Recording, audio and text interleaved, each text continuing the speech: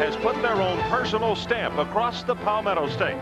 But as the decade comes to a close, the Gamecocks build for the 90s. Tonight, for the 87th time, it's Clemson and South Carolina.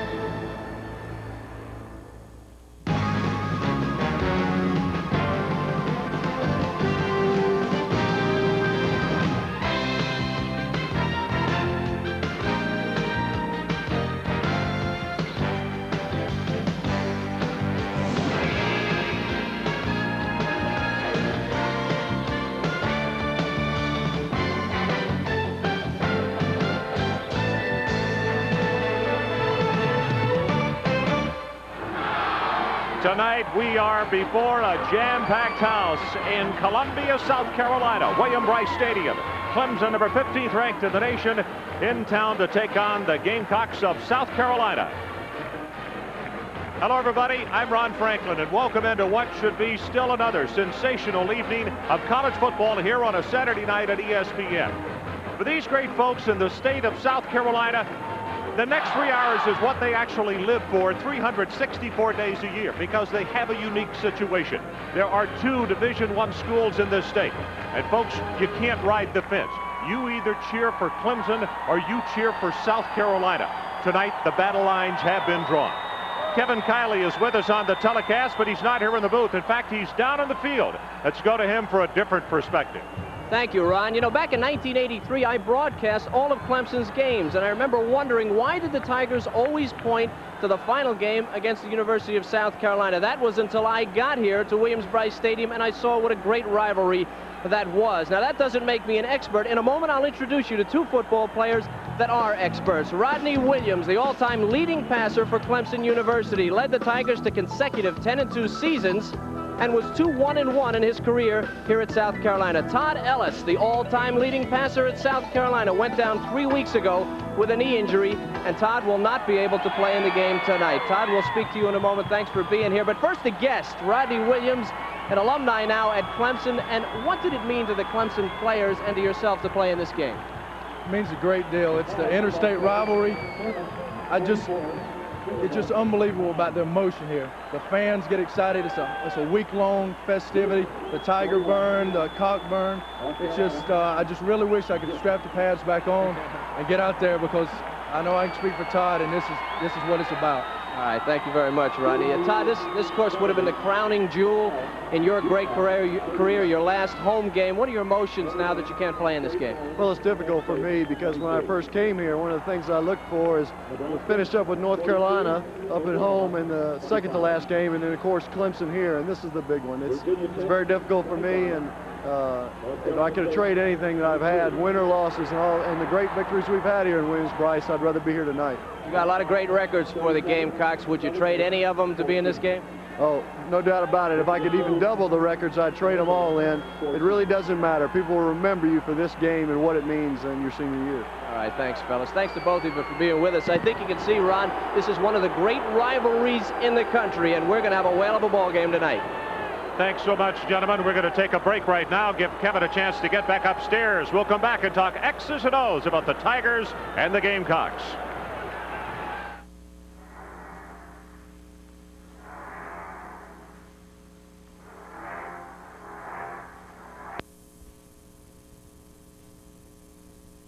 This football team, and of all the bad things that could have happened to him, to lose your all-star quarterback, and that's what went down for him. Well, Ron, the offense was built around Todd Ellis. He played virtually every single play. Dickie DeMacy came off the bench. He hadn't played at all, threw 48 times all year. Up until this point, he's only thrown 48 times, and he'll be in against a very tough Clemson defense. Very difficult for South Carolina. Their backup to DeMacy is a linebacker, Pat Turner, who was formerly an excellent quarterback. What those two have to do together, and they'll both play, is get the ball to the skill people and let them run with it.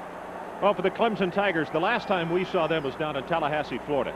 They not only beat a good Florida State team, they physically manhandled a good Florida State team.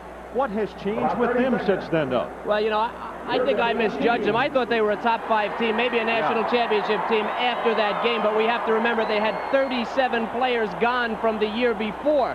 And they didn't get up for a couple of games. They lost to Georgia Tech. They lost to Duke, a little bit of inexperience. Then they lost Terry Allen, their great tailback. It's a tailback-oriented offense.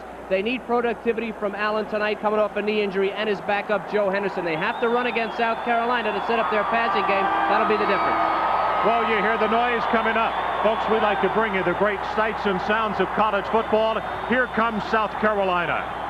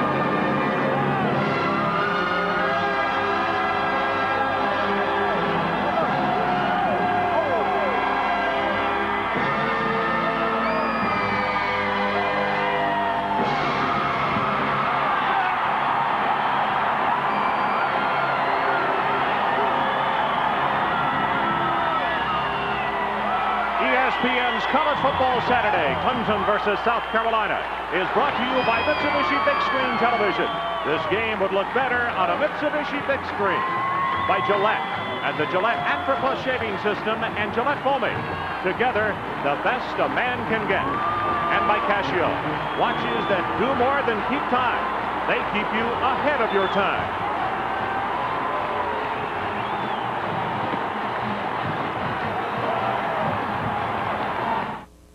While they're reading about yesterday, the boss from Casio gives you a powerful start on today. Its 64K memory lets you see where you're going. You can see who you're calling. This digital diary lets you see who you're meeting. And the boss can even exchange data with a PC. It's got everything you need to make your day a better day. The Business Organizer Scheduling System. The boss from Casio. In a world of distractions and unexpected turns, a car should be like a friend you don't have to talk to. The Mazda 626 is engineered to feel just that way, with the ability to make you feel in control. At the same time, it makes you feel relaxed. The 626 from Mazda. Save up to $1,000 on a 1990 Mazda 626 now.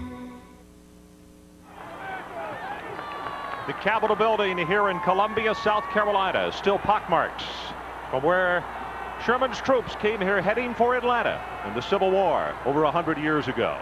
And tonight, what they are anticipating, a record crowd, and here's the reason why. First meeting 1896. This goes back so far.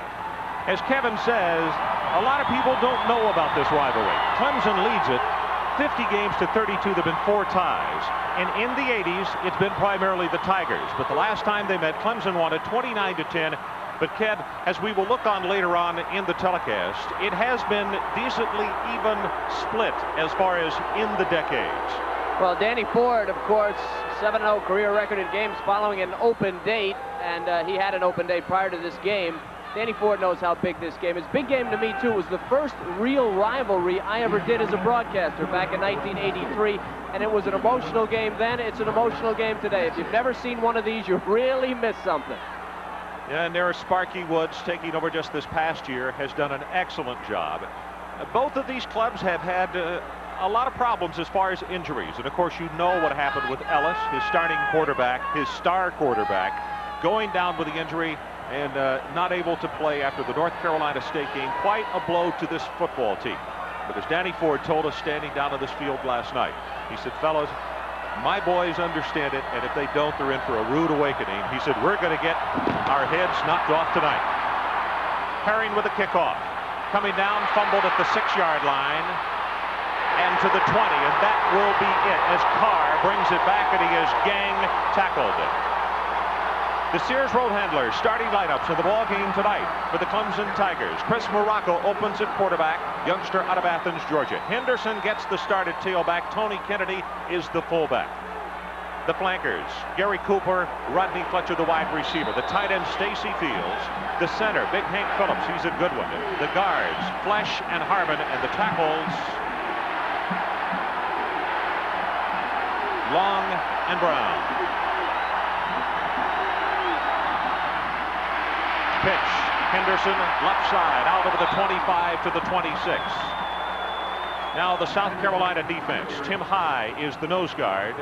The defensive tackles, Simpson and Marty Dye. The defensive end, Corey Miller. The linebackers on the outside, Scott Windsor and David Taylor. On the inside, Joe Reeves and Patrick Henry. In the secondary, we'll see Walker and McDonald at the corners, and the safety is Leon Harris, Carroll City, Florida, his own. Terry Allen in the ball game gets the handoff, and in fact at fullback he'll have the first down out across the 33 to the 34-yard line. He is a key in this game, Ron. He rarely fumbles, and he is the main man in the backfield. A very durable back coming off a knee injury. Henderson, the fellow who's filled in for Allen, is a smaller back. A guy who's designed to play maybe 10 or 12 or 15 plays. It's Allen who carries the ball most of the time. Henderson has replaced him. Allen again coming off a knee injury. Henderson had a big game against North Carolina, scored 3 touchdowns. He's going to be stopped for no gain. It's Reeves and High on the stop for South Carolina. 2nd down and long. Bruce Bratton, a sophomore, academic honor roll at left tackle. Stacy Long over on the right side. He's a junior and a big one at 6'2", 280 pounds.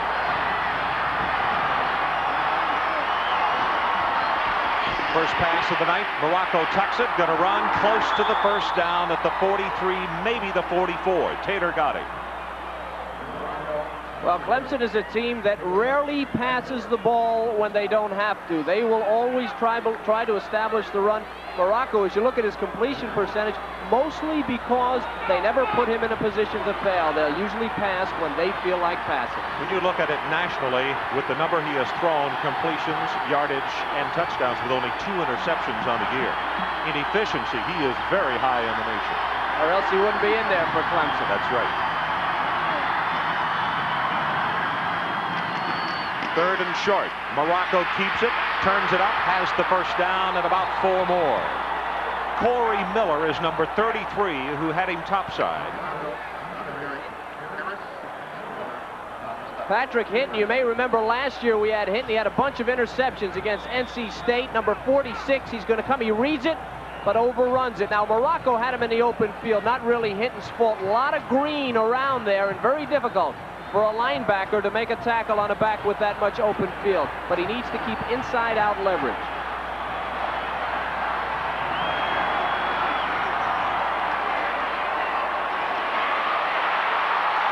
Henderson across midfield inside the 45, and Patrick Hinton finally puts the stopper on him, but that is a gain of very close to 9 yards.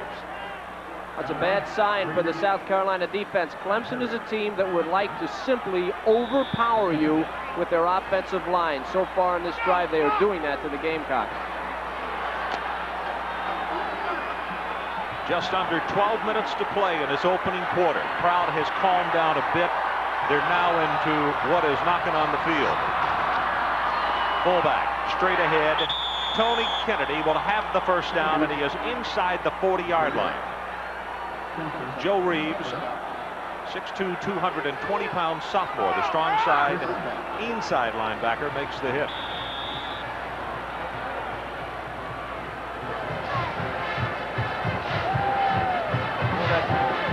The introduction of South Carolina is something. I have never seen this rivalry as you have, and you're exactly right. Pulling the guard, and you could see Henderson ran into Eric Harmon. Then he was crushed by Reeves, but the first big impact was actually when he ran into big Eric Harmon. Well, the difference in the defense really is that last year under Joe Lee Dunn, the former defensive coordinator, this was mainly a man defense and constant pressure.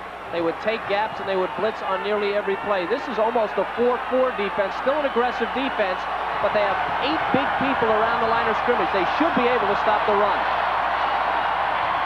Second down and long. Running play inside the 30-yard line this time. As you can see, Henderson bang his fist to the turf.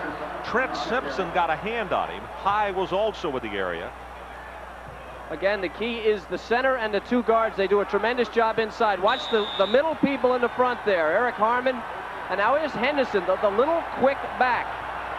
Jeb Flesh makes a block, and Henderson picks his way through that defense. South Carolina has to stand up the block at the line of scrimmage and not give way. Don't create gaps for these little quick backs. Third down, they need just inside the 28. And a timeout called by Morocco as he wants to talk it over with his coaching staff. So let's take a break with him. Just over 10 minutes to play. Still no score. The Tigers driving.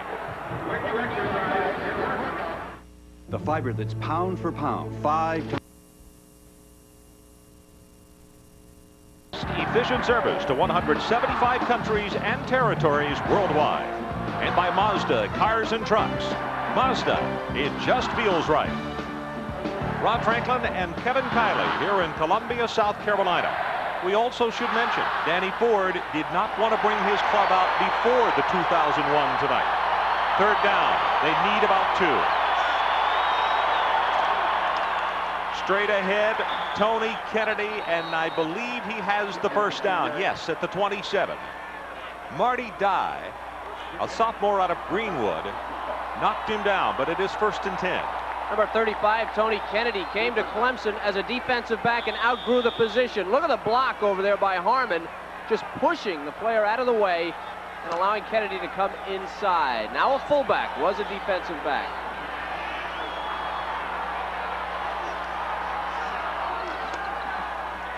Morocco with the option. He'll keep it. Goes for a couple, maybe 3. Patrick Kenton knocks him down after the short game. Well, we did see, Ron, we saw this against Florida State, didn't we? It's a classic Clemson drive. They will run it and run it until they can't run it anymore. Sparky Woods used to watch this one on television. Now he's in the middle of it. 12th play of the drive coming up. Henderson on the deep draw. Big yardage inside the 15. Move the chains again. David Taylor trips him up. On the carry. Corey Miller. Number 59 in a white shirt, Jeb Flesh against 44, Joe Reeves. Look at the seal block. You have to come up and meet that block if you're a linebacker. Hank Phillips helping out there with the block to center, but if you're a linebacker, you need to read it quicker. Get on that guy and get rid of him. Don't give him the angle to cut off. Allen in the ball game, has the handoff inside the 5. Touchdown Clemson.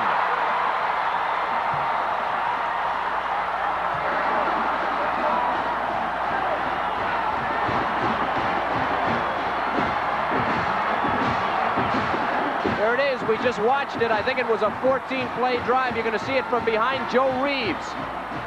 Straight running play. Terry Allen. A lot of room. Actually, there was a huge hole there, and then his momentum just carried him in and over the official. The umpire scored with him. Gardocki to try to make it 7-0 Clemson.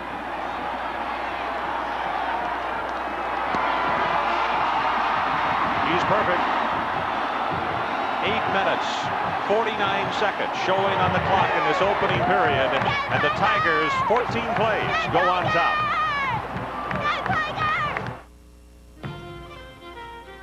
Mr. Ian McKenzie. I'm Angus McKenzie. Ian's moved down the road. Today, with service to 175 countries. Oh, you've been wanting Ian Alistair, Mackenzie. UPS delivers to nearly 4 billion people. Also for Mackenzie. Hi. Including the extraordinary concentration of Mackenzies along the northeast coast of Scotland. Mr. Ian Alistair McKenzie. No trouble finding me, did you, lad? No trouble at all. UPS. We run the tightest ship in the shipping business.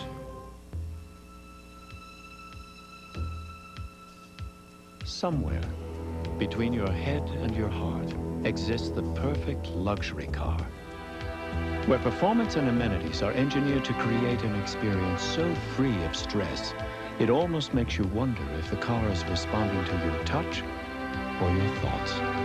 Introducing the new 929S luxury sedan from Mazda. It just feels right. Most of my friends don't know what they're going to do after graduation, but I've already locked in guaranteed skill training in the Army. Qualify now and you can reserve even the Army's most sought-after technical training, up to 12 months in advance, through the Army's delayed entry program. Sure, being a soldier won't be easy, but then nothing worth having ever is.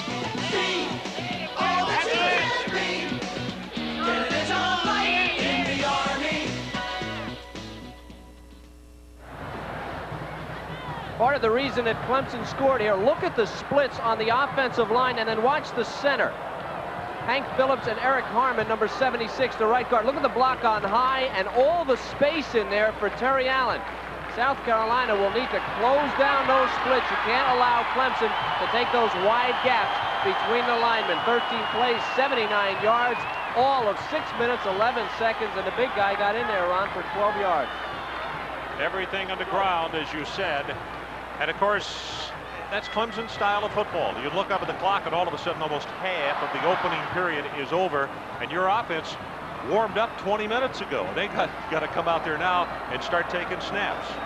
Well, the thing about Clemson that's so incredible is you want them to go 13 or 14 plays because you figure they're going to make mistakes, but they are 1 or 2 in the nation every year in turnover ratio. They never give the ball up. Ball has just fallen off the tee. I don't think it could have blown up. We got a little breeze. Brooks is back deep, one of the back men. You see his average. Excellent return man at 22.5 yards. Eddie Miller is on the other side of him as the ball came off the tee, and now we are set. Clemson leads 7-0. Brooks at the 9. Oh, what a hit as he crosses the 25-yard line. Let's meet the starters on offense for South Carolina. Dickie DeMacy will open at quarterback. Behind him, Harold Green, the great one, number 22, and Keith Bing at fullback. The wide receivers, Miller and Robert Brooks. David Hodge is the tight end. The center, Kurt High. The guards, Danny Branch and Kenny Haynes. And the tackles, Ike Harris and Calvin Stevens. Stevens said to be the best of the offensive linemen for the Gamecocks.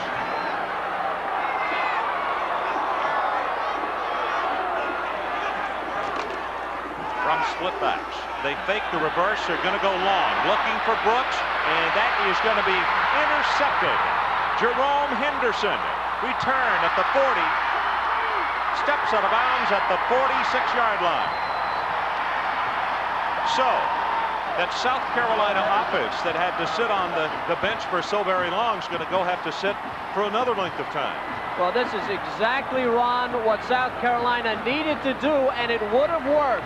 It's a fake reverse to Macy, and this is a touchdown. This is wide open, but the ball floats on to Macy to Henderson. Now that ball, he was wide open on the inside on the post. He threw the ball inside and way overthrown. Henderson, all he had to do was catch it. Big turnover for South Carolina.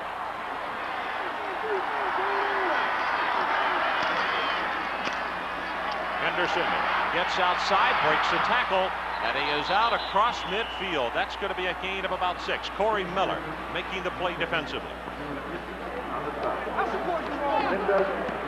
There's Henderson on the sideline who made the interception just a moment ago.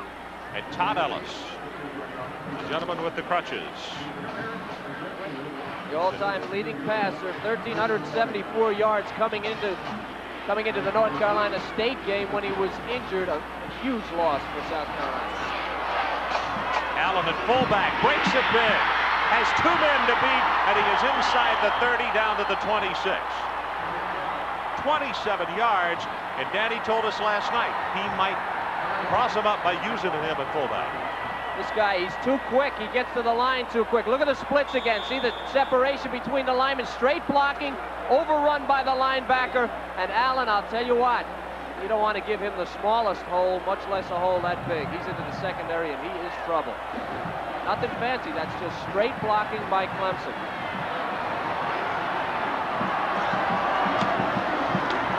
Henderson back, top of the eye, cuts it back into the middle inside the 20. He's down to the 17. David Taylor the strong safety, makes the stop. And on first down, Clemson has been chewing up the yardage.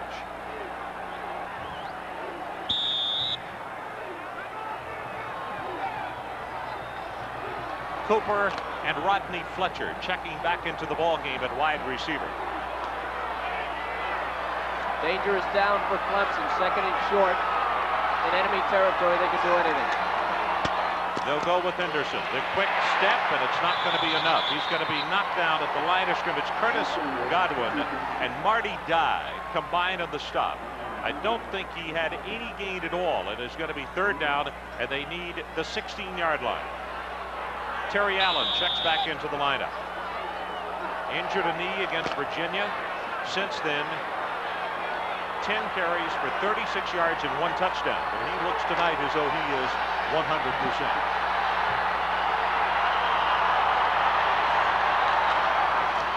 Fullback right into the middle. He'll have the first down. Tony Kennedy. Boy, what a surge by that offensive front. Well, look at the splits now. They've tightened their splits down in short yardage. They're very close together, and they're just going, again, straight on blocking. They get Kennedy behind those big linemen, and he just pushing them out of the way. Carolina has to find a way to pile it up in the middle and get their linebackers involved in the tackling. Flesh, Hank Phillips, Bruce Bratton blocking up front, doing a great job in that last play. This is Kennedy, breaks it open at the 5, and he is down to the 1.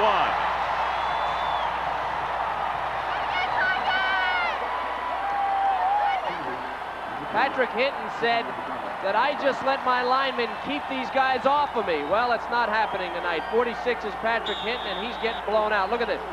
The center is loose. Now Hinton caught up with the center, and here comes Kennedy cutting back. Good cut back into the secondary again. And fullbacks loose in the secondary. Those defensive backs will bring them down, but not without big gains. Again, it's going to be Henderson and Terry Allen as the two setbacks. Allen, the fullback. Allen tripped up at the 1-foot line. They say, no, he did not get in. Leon Harris got a hand on it. Hey, he tripped over his own man, Ron. I think he tripped over a lineman. He made this cut so quick. Watch number 21 and how quickly he reacts on this play. There was nothing really to stop him from getting in the end zone. He just got hooked up with his own lineman. 7-0. Tigers lead. We're about to go under 5 minutes to play, opening quarter. And again, they are knocking on the door. Allen, right side, touchdown Tigers.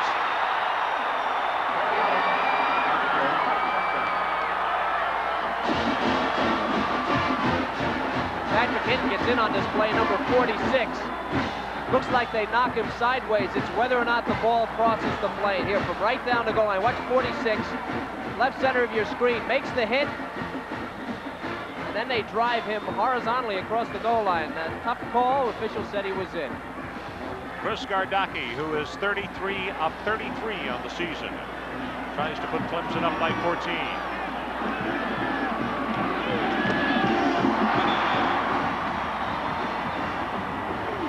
The left footer boots it through, so let's take a break. 4:53 left in the first period. Hang on for the Tigers.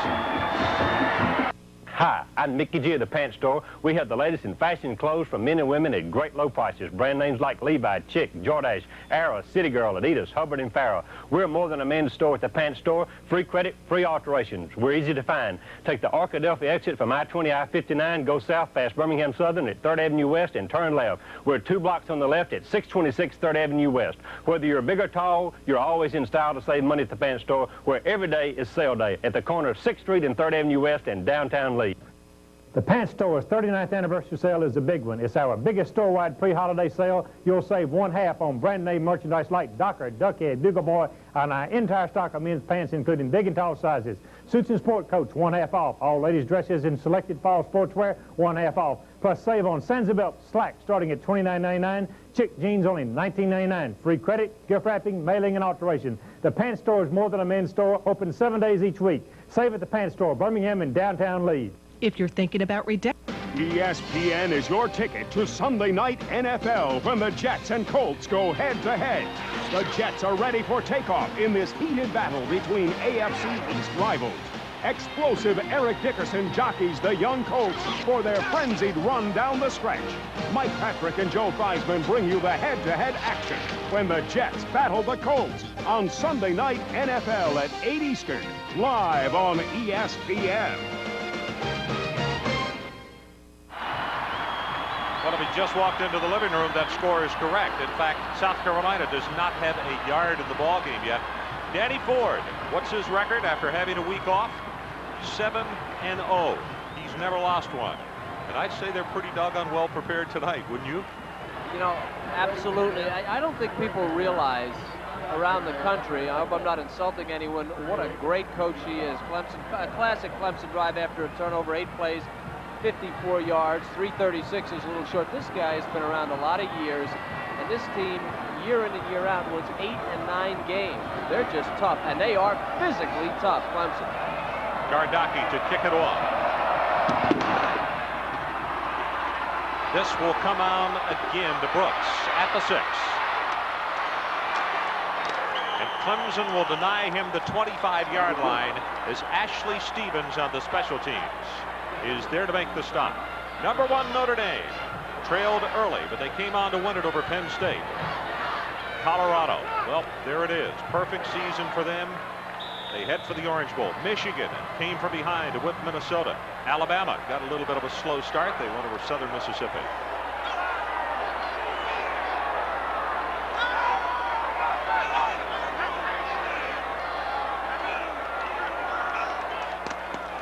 Green, left side, a couple, maybe 3. Rob Bodine makes the stop. And let's take a look at the defense for the Tigers. There is Mr. Bodine, who just made the tackle. Alongside him, Otis Moore and Vance Hammond, the defensive tackles. Outside, all linebackers in this club are great ones. Kirkland and Johnson. On the inside, Brewster and McDaniel. We'll check that secondary in just a moment.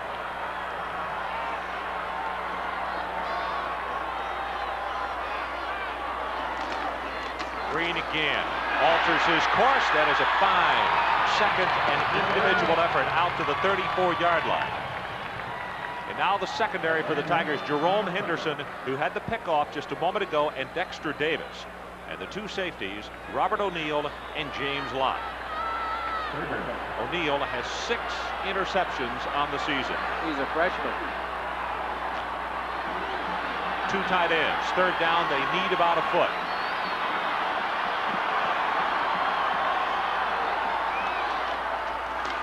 Green hurdles, and I don't know. He got yanked back by Duck Brewster, one of those linebackers, a junior out of Athens. Power eye, real easy to read. If you're going to run a power eye, you need to power it. Watch the Clemson defensive line. They're holding people up, and here comes Brewster from the side, number 92, and he just corrals Harold Green. 1st and 10 for the Gamecocks, their first down of the evening.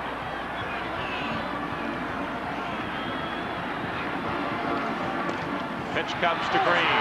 No blockers in front, spins off a couple of tackles, and then Brewster is there to knock him down. Oh, we've talked so much about Todd Ellis tonight and his injury against North Carolina State. Dickie DeMacy, a junior out of Irmo. A scrambler, not what you would call a classic passer. And Kevin, he can't help that he doesn't have experience, because when you're playing behind a guy that set as many records as Todd Ellis, well, this youngster has really walked into a lot. Well, one of the real difficulties in Ellis's injury is that DeMacy is in the game without having a chance to get ready. Lots of time, safety valve, gets it out in the flat to the 40. Rush breaks off one more tackle, and he is going to be stopped at the 42. It's good for 8 yards. Well, if you take this game in matchups and not emotion, it's going to be very difficult for South Carolina. Now watch Rush. He's going to block and release, and this is what South Carolina has to do. But what they're doing is getting their people isolated on linebackers like Brewster. The strength of the Clemson defense, linebackers, probably the quickest unit in the country. So even that's going to be difficult for the Gamecocks to establish a passing game underneath.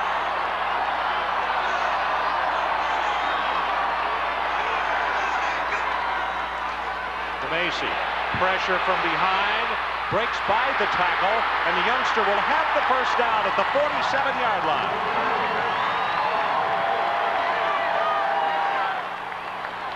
The Bandit, they call him at Clemson, John Johnson.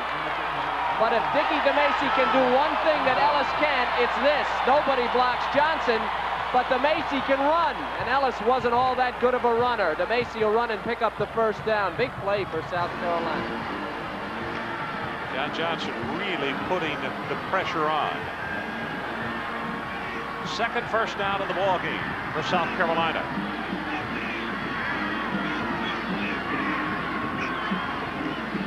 Green behind one block, breaks it outside. 45, still on his feet, and he's all the way down to the 37-yard line.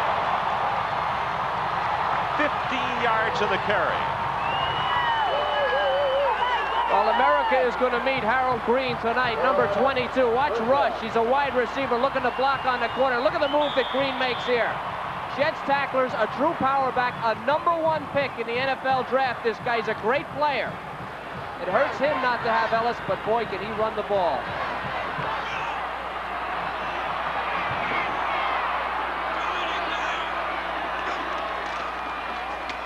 Green, left side, hold my. He is chilled at the line of scrimmage.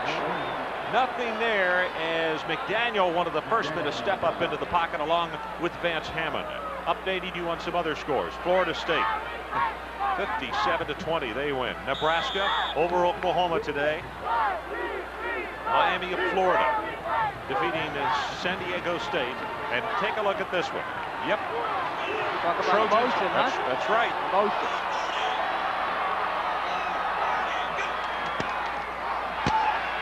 DeMacy swings it out of the backfield, complete, and that is Dingle getting by one more tackler at the 32, and he's down to the 30-yard line.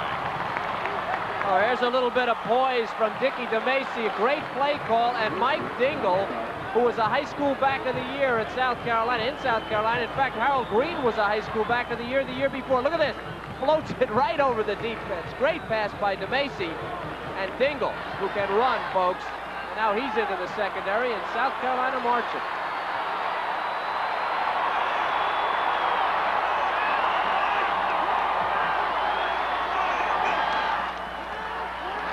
Blitz coming from the middle. DeMacy's pass is partially tipped. Rush the intended receiver. And now the crowd is booing, but once the ball is tipped, partner, that receiver is fair game. Crowd didn't understand that, I don't think. They're booing for that, and they're also booing because when Rush was on the ground, Ron, Lott was on top of him and wouldn't get up, and when he did get up, he gave him a little shove. These guys know each other. They go to high school together, and then they play each other for 4 years, and there's a lot of intensity and emotion here. George Rush, you can see him go to the sideline. Colin Mackey to attempt a field goal. His longest is 48. He's 12 of 18 on the year. This is a 47-yard attempt. No real wind as a factor. Kick is on the way. Does it have the distance? No, just short. So Mackey, who had been good on 66% of his field goal attempts this year, not quite enough muscle on that one. Some other scores. Ole Miss leading Tennessee at the time, and the Volunteers come back to win it. Auburn, boy, were they impressive today against Georgia. Illinois. Bounce back. Yep. Two great rivalries set up now. You've got the Auburn-Alabama rivalry set up for next week, and then that Miami-Notre Dame game. Both of those teams winners today, and that'll be a battle next week, too. Morocco, first pass of the night, and it is complete. Out over the 35 to Gary Cooper. And that is the end of the first quarter. A penalty flag is down on the field. That has been thrown at the 33.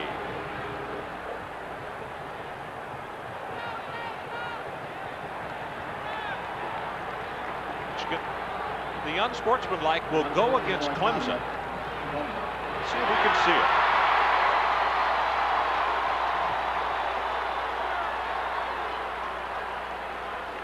Oh, they're getting him for throwing the ball, but it wasn't Cooper. He says, Coach Ford says, yes, I know. He tried to spike it in his back. Sportsmanlike conduct against Clemson. He's second down. Leon Harris gave a little push, and then Cooper threw the ball and got the play called on. So that is the end of the opening period. Clemson 14, South Carolina nothing.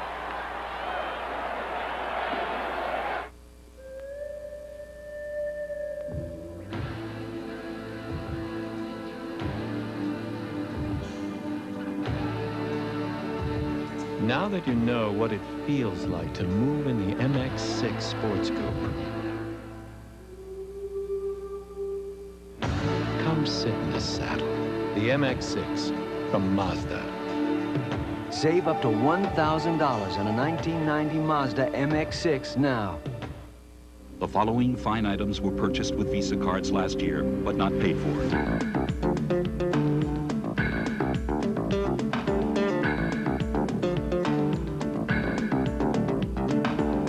They were won in the Visa Our Treat sweepstakes. Now all you have to do to enter is use your Visa card, and almost anything you buy just may be our treat. And the more you use your card, the more chances you have to win. So why pay with anything else? It was a big day when the new equipment arrived. It's big. Biggest one I've ever seen. Of course, being a custom job, some assembly was required. It'll be a few weeks, people. But finally, it was ready. One of the world's fastest check-writing systems. Some insurance companies look for ways to get your money from you faster. I hear she'll do $12,000 an hour. At Aetna, we look for ways to get your money to you faster. Thank you. And so, Mayor, these swiftly flowing currents create energy, which in turn creates power, which in turn brings electric light to every house in the valley. That's very impressive, Calvin. Thank you, sir. But the contract calls for bringing Bud Light to the valley. No wonder we're over budget.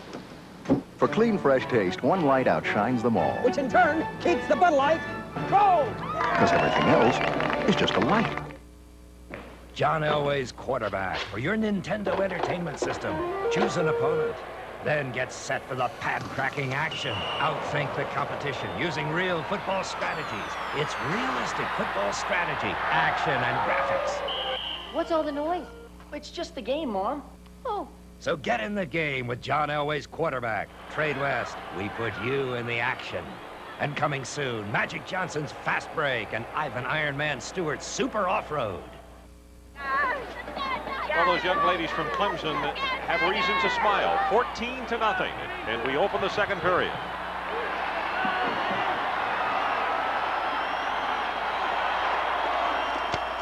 Allen breaks off one tackle, has 10, has 15, counted off at 17 yards in the play. Boy, he has been simply unstoppable tonight. Well, I don't know if they, in college football, if they buy dinners for their offensive linemen, but they sure ought to. Look at the blocking for Clemson. And look at this hole for Terry Allen. He sheds one block, and then he's loose. 6 carries, 65 yards, but this offensive line of Clemson is doing a remarkable job. Well, the 1-2 punch has been Henderson and Allen. Tony Kennedy has run well, but also Allen has run both tailback and fullback.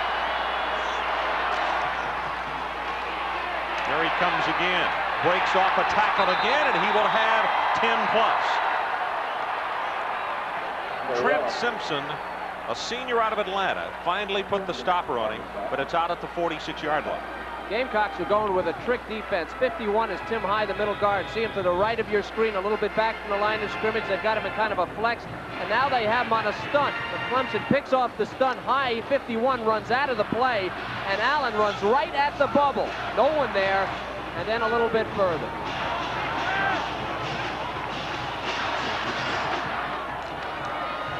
Morocco gets it out of the flat. Henderson tripped up at the 50-yard line, trying to put a spin move on the defensive back, Keith McDonald. It's a nice job by Keith McDonald out there, saving another big gainer.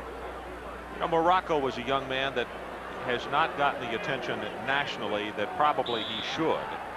Senior out of Athens, Georgia. Youngster's already graduated. In fact, last summer, administrative management, and he is in grad school now. Henderson, right side, losing his footing, and he dives for 2 more. Marty Dye tripped him up, and from where they have it spotted, it's going to be 1.5 yards shy of the first down. Virginia over Maryland. Their 9th win of the season and the ACC title with that win. Pitt was behind, had to come from behind to win. Texas Tech had a tough time with SMU, but they came on to win it. Ooh, look at BYU. Whoa. Ty Detmer has had a sensation. Speaking of quarterbacks who maybe haven't gotten the attention. Yeah, they may be building another national title contender out there, and Detmer is a sophomore, isn't he? Sophomore out of San Antonio, Texas. 14-0 our score, as Clemson dominated the opening period. And in fact, the storyline tells you a pretty good story of exactly why. For starters, South Carolina just could not get their hands on the football, and then when they did, first play, they threw an interception. 2 touchdowns in those 2 opening drives. The average per rush, almost 8. First downs, 10-3 in favor of the Tigers. Allen, 7 rushes, 2 touchdowns already, 75 yards. Now, all that screams of offensive line, Ron. You're looking at that, and you just got to give that offensive line, Bratton and Flesh and Phillips and Harmon and Long, every one of those statistics, you can count the offensive line.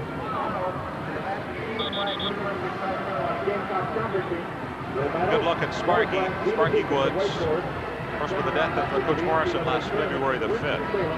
He came on here to become the head coach at South Carolina and has done a marvelous job and is continuing to learn. He knows a lot about this area, but the people are continuing to learn and love more about him. A nice fellow. Yes, he is. Allen straight up the middle. He'll have the first down at the South Carolina 42-yard line. Hey, again, you know, the backs for Clemson are so tough, and they have to be because they get such a great effort out of the offensive line. You need that. Here's Harmon coming out to pull. And look at this Allen with his head down and that spin move. His knee is fine. Just fine, thank you. He's going to get a breather. You can see him pointing up to his headgear. He's having problems with his strap, so they get him out for a play. Pitch goes to Henderson behind the blocking of Junior Hall, and there's nothing there. And all of a sudden, the Gamecocks step up. It's Trent Simpson who knocks him down after a gain of maybe 1.5 yards. Kevin, if they're going to have a prayer in this one, they got to put a stop. I mean, not even 3 points. Well, the first thing you stop on Clemson is the run. If you don't stop the run, you have no defense against this team, and South Carolina has not been able to stop the run. They need to take those gaps, force them to close the gaps down. Well, you can see the play selections as Henderson gets the handoff, a little counter move inside the 25 to the 23-yard line. David Taylor stops him, but it's a gain of 18. And Clemson, sometimes people think of Clemson as being a little bit arrogant. 2nd and 8, they don't even think about a pass. They just hand the ball up. They figure they have 3 downs to get it, and there are very few teams in the nation that can stop them. Well, with their backs and with the offensive line, it's almost wrong-footing somebody in tennis. Flow goes to one direction, they counter back, and that's what happened. Henderson had the huge opening. This time, Terry Allen, and he will maintain his average at over 10 yards. He is going to have another Clemson first down. Big block over there. Bratton and Flesh leading the way. I asked Danny Ford one time, would he rather have a quarterback or an offensive line? He said, I'd take the offensive line. 76, Harmon. Great block, seal block there. And no, I didn't do anything, thank you. Allen hit in the backfield, and he maybe has one, and that's it. Robert Gibson, a junior out of Jamestown, North Carolina, is there to put the hit on him. Well, you have to be fair to the Gamecocks. Now, the Gamecocks have learned a completely different offense, a totally different defensive scheme this year. They had another coaching change, and in fact, when you talk about the Gamecock offense, total yards, 208 to 46, their 3rd different offensive coordinator in the last 4 years. Pitch to Allen. Head high tackle. He's going to be stopped after 1. That's Marty Dye who grabbed him.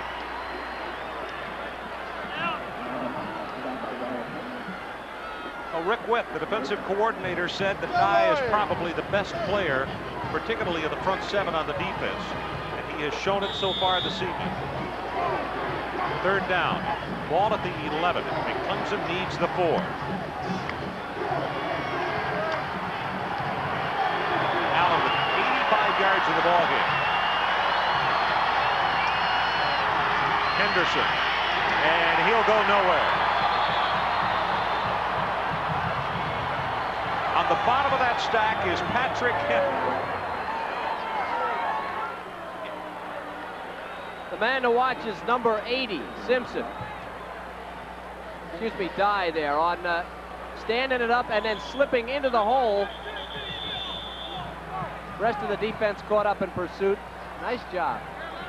Gardocki comes on to attempt the field goal, and it looks as though it's going to be in the vicinity of 27 yards. On the year, 19 of 25. Certainly one of the best kickers in the nation. 28, they now say. They've moved it back a yard. Punter and place kicker.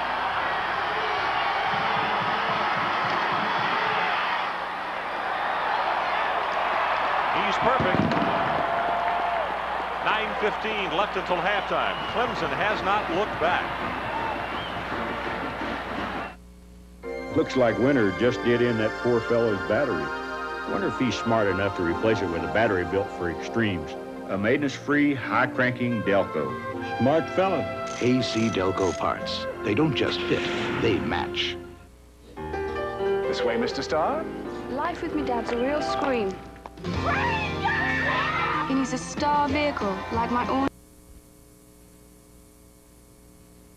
Tough tires you can trust. What you say?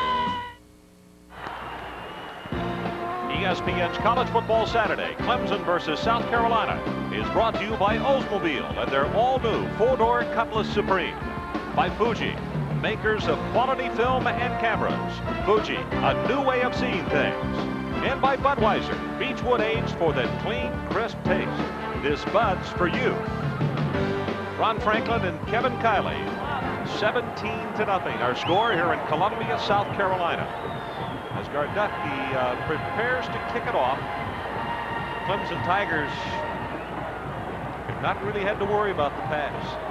Well, they look like they did last time we saw them. That's right. Very powerful. Just like they did against Florida State. Gardocki, this one deep. It's going to be taken by Brooks. 30, 35, and he's all the way to the 39-yard line. Maybe that will be a starter for the Gamecocks. A return of 39 on the play. James Trapp on the special teams for the Tigers. Sparky Woods took over after Joe Morrison died of a heart attack last February the 5th. As we have a new quarterback in the ballgame, Pat Turner, a senior out of Canton, Georgia, converted linebacker. Originally a quarterback, though. That's right. I don't want anybody to think he was just a linebacker.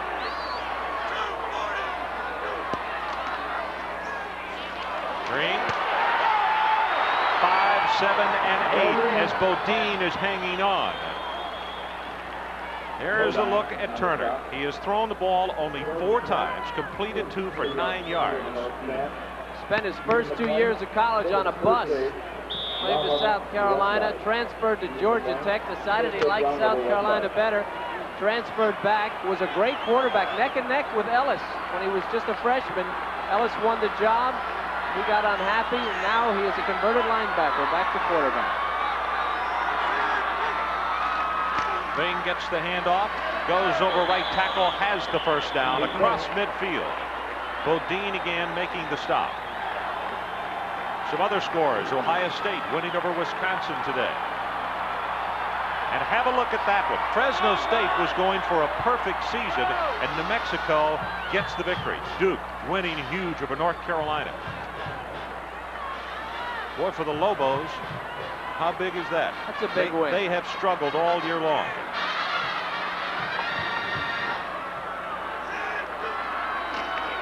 Thing again. Hammers at the right side to the 45, Bodine. the nose guard. 6'1", 235 pounds. Not real large for a nose guard. Most improved player, they say, on the Clemson defense.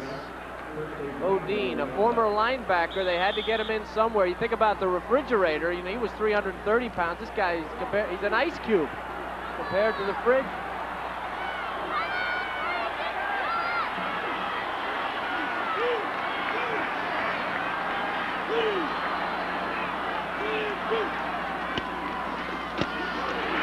Turner should, I'm sure he is saying, I should have given it to the fullback. And as he went to the second option, it was to be engulfed by Otis Moore. Well, what the Gamecocks went to two tight ends on this series with Turner and an I formation. They were normally with Todd Ellis. They were a single back passing formation team. Two tights, a flanker, and an I formation is not hard to read. This is power football, and if they don't move Clemson out along the offensive line, they're not going anywhere.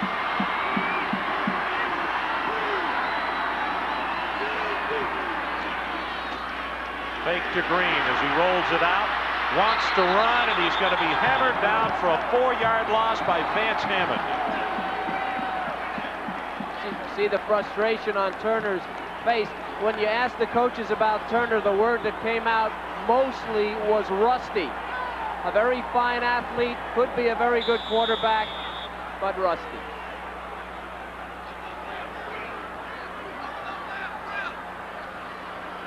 James Lott, the deep man, as you look at Rodney Price.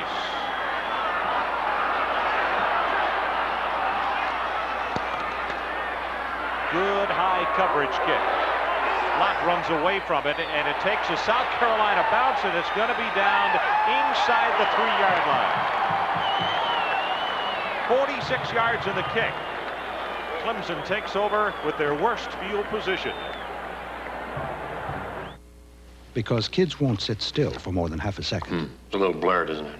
And because sometimes there's just not enough light. Isn't that a little dark? Fuji is introducing a new type of film. You always bring extra film. I forgot it. Fuji. What, film? Super HG 400. A new, faster, fine-grained film for better pictures in almost any situation. I thought you said Ryan never sat still. He didn't. Super HG 400. So what happened? Now, almost anyone can take a good picture. I don't know. It has arrived. Good morning, Mr. Graves. This is the all-new 4-door Cutlass Supreme. Your mission is to show the world that it's causing an automotive revolution. Its sleek look and responsive performance make it a superpower among world-class cars. This is not your father's Oldsmobile. Hey, head up! This is the new generation of ours. Tell me, is he still upset? Well, you know Dad. Never really understood why I joined. I mean, maybe you'll go straight to college. But I had to prove something to myself first. The GI Bill and Army College Fund. If you qualify, you can get more than $25,000 for college and an edge on life. You think Dad'll ever come around? Dad?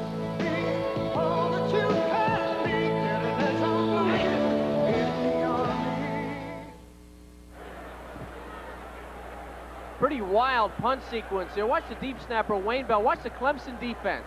They don't know what they're doing. Look at it. He should snap the ball right there. And he does it. Now watch 44 Reeves, the linebacker. He starts saying, we need this, waves his hand, and the official calls a procedure penalty because Reeves was moving when the ball was snapped. Wayne Bell should have got rid of it when Clemson was running around. So Clemson gets quite a reprieve because they were going to have to scrimmage for their own 2.5-yard line. As it is, a 5-yard penalty moves it back to the 46 of South Carolina. And they will have to kick it all over again. Rodney Price. Well, that's a big play, wasn't it? Lott, the deep man. Longest return this year, 50 yards for him. Clemson's got the return on. This is a line drive. From the 15. 25, still on his feet and hit from behind at the 29-yard line. Joe Reeves is the man who came back and made the pop.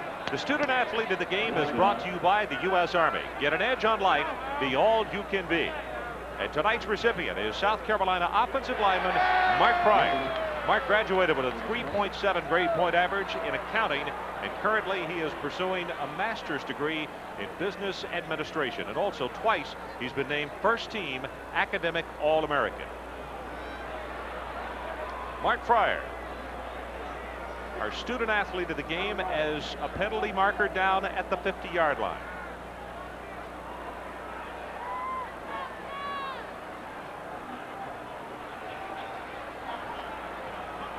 Reeves, number 44, reviewing the options.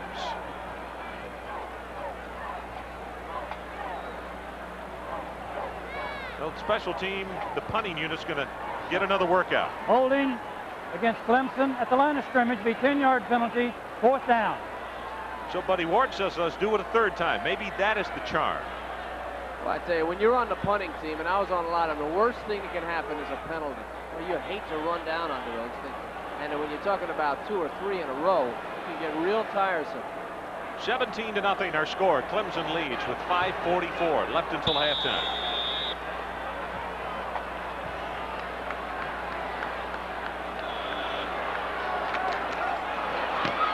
This time, another good coverage kick. Wobbly spiral as Lott runs away from it.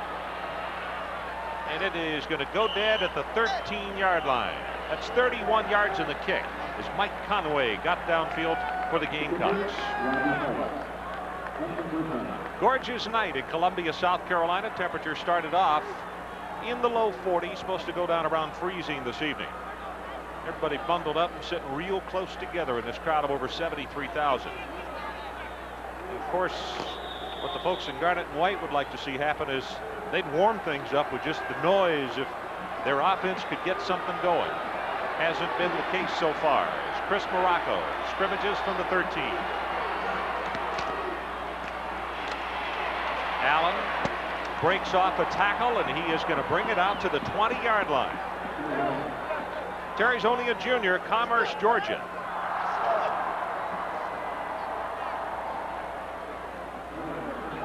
I want you to watch left guard number 59, Jeff Fletcher. He's going to pull on this play, left center of your screen.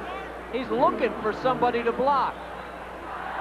And there was Hinton. Hinton missed the tackle, and Fletch never touched anybody. Couldn't find anybody in there to block. In position, no one there. Allen looks for a block. You can hear the popping from up here down to the, or out to the 24-yard line. That is going to put him real close to 100 yards in the evening. He had 93 after that long last carry, which was his 12th.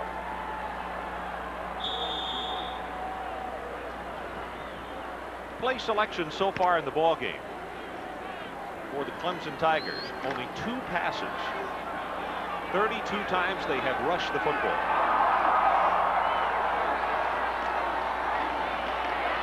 Morocco swings it out, has it to Gary Cooper across the 35, pushed out of bounds at the 39 by Leon Harris. Wide receiver Rodney Fletcher is the leading receiver on this team. This is Gary Cooper, but they will throw to wide receivers when they think they can get away with it. And here, of course, they think they can. Anytime you rush the ball 32 times, pass twice, and are up 17-0, you ought to be able to complete a pass. Rare for Clemson to throw inside their own 40, though, isn't it? Yeah, but when they get that 17-0 lead, they do just about anything. Allen in trouble, going to be knocked down for no gain. Lost the football, and the official right on top says nope, it was down. Corey Miller, 33, is the one who grabbed it. Corey Miller was a middle linebacker last year for South Carolina in their pressure defense. They moved him to the outside. He said he had difficulty playing over the tight end. You can see that Terry Allen is down. Look at that knee brace on his left knee, and he's holding it. Holding on to the knee, which he injured. Joe Henderson, the leading rusher on this ball club, has done a magnificent job at 668 yards. Terry Allen is the man that they were looking to, because as you have seen him run this evening, but he injured a knee against Virginia and has just been not very productive because of it. All right, here comes number 21. Watch the left knee. He goes down, and Either he hit it or he twisted it. Didn't look like one of those classic knee injuries where the joint was in jeopardy. He was able to walk off under his own power. Now, that is a great back. He fumbled once in 1988 last year. That was in the Citrus Bowl after the season. Reggie Lawrence comes in at tailback. He gets the ball. He's going to throw a halfback pass. Wide open is Cooper. He's got it inside the 20.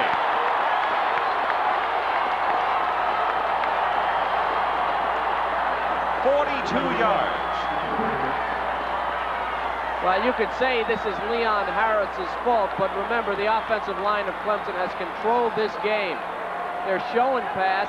Maybe Leon should have seen this. It's an option. This is wide open, folks. Cooper was even more wide open than that. To Harris's credit, he gets back and he makes the tackle before he gets in.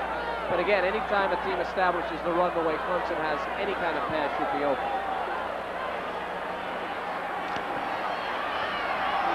Crowd has been silenced. They're going to have to hurry. 25-second clock down to 2. They get it off with a running play straight ahead inside the 15-yard line. And Reggie Lawrence, a junior out of Jacksonville, Florida, the third tailback that the Tigers have used tonight, has the game.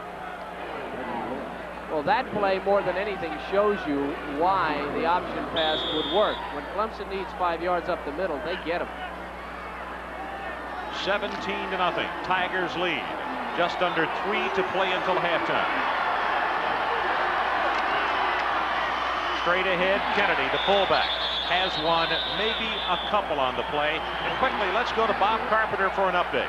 All right, Ron, not a whole lot of nighttime action taking place besides your game, but Mississippi State is at LSU, and Tom Hodson hits Tony Moss, a 55-yard touchdown play, and the Tigers take the lead. Mississippi State would love to win this game and go 6-4. Thanks, Bob. So the Tigers getting it cranked up. Mississippi State extremely tough against the run also.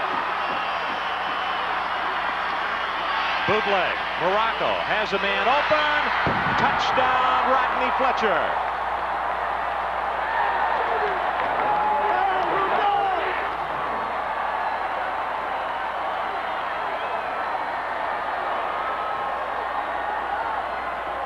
Again, it's going to be Leon Harris in man coverage. They're going to have a drag pattern here in Morocco with the fake. Again, play action. You have to respect it. That leaves that underneath open.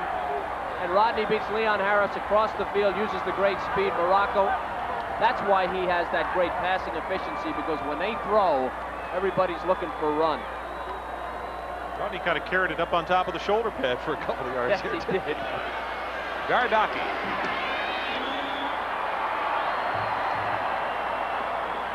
Keeps his efficiency alive. Perfect on the year, 24-0, as you get one more look as Fletcher scores. With shoes you can do anything, but they home from my blue way. Well, since my baby left, Elvis 56 is available as a special TV offer. This one-of-a-kind collector's tape reveals the legend of a Mississippi truck driver who became the king of rock and roll. Elvis 56 shows you rare photos of recording sessions, on the road, special family moments, and his early television performances. it's crowded, you still can find. Rarely has a single man so greatly affected the world with his music. Order Elvis 56 now during this special TV offer for only $29.95. This is one video you'll enjoy forever. To order your own Elvis 56 collector's tape, call the toll-free number on your screen right now. Or to save COD charges, send check or money order for $29.95 to this address. Remember, call the toll-free number on your screen right now. It's a MedCenter Mazda. There's a difference when you're flying. Where are we going today? I'm going to Grandma's house. With someone who shows how much they care. I'm not going to go anywhere without you. A smile, a tone of voice, and the willingness to try. When you love to fly, it shows.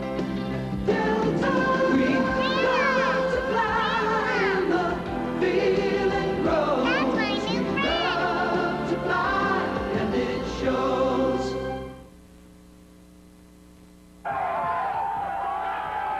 The Palmetto State rivalry heated up in Columbia on Thursday night.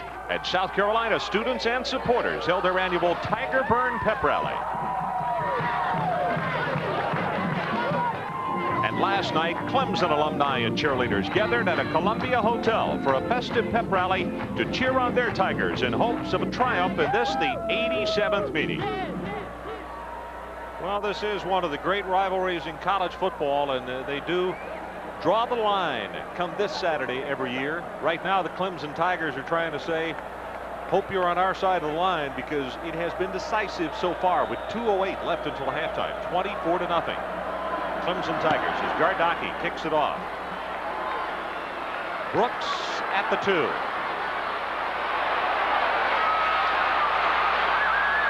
.35 to the 37-yard line. 33 yards. He was 39 on the last one. And here is bad news for Tiger fans. Terry Allen did re-injure the knee and could not leave the field under his own power. 97 yards and 14 rushes, scored a couple of touchdowns. Hopefully in the third period we'll be able to get some kind of report from the locker room. He didn't look to be in great pain, and they didn't pack it in ice immediately. Maybe that's a positive sign. DeMacy back in at quarterback. Shovel pass. Rush. 45, and he's out to the 49. George Rush, a junior out of Goose Creek. 12 yards in the play. Oh, one of the more, they're going to go with a hurry-up offense now, Ron.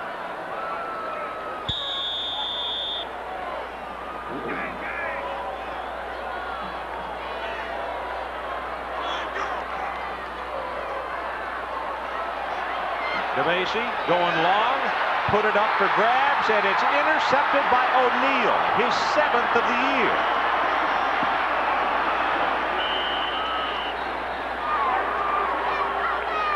Flag comes down at the 25. As DeMacy either had it slip out of his hand, something happened, but it looked like a wounded duck. He just hung it up there.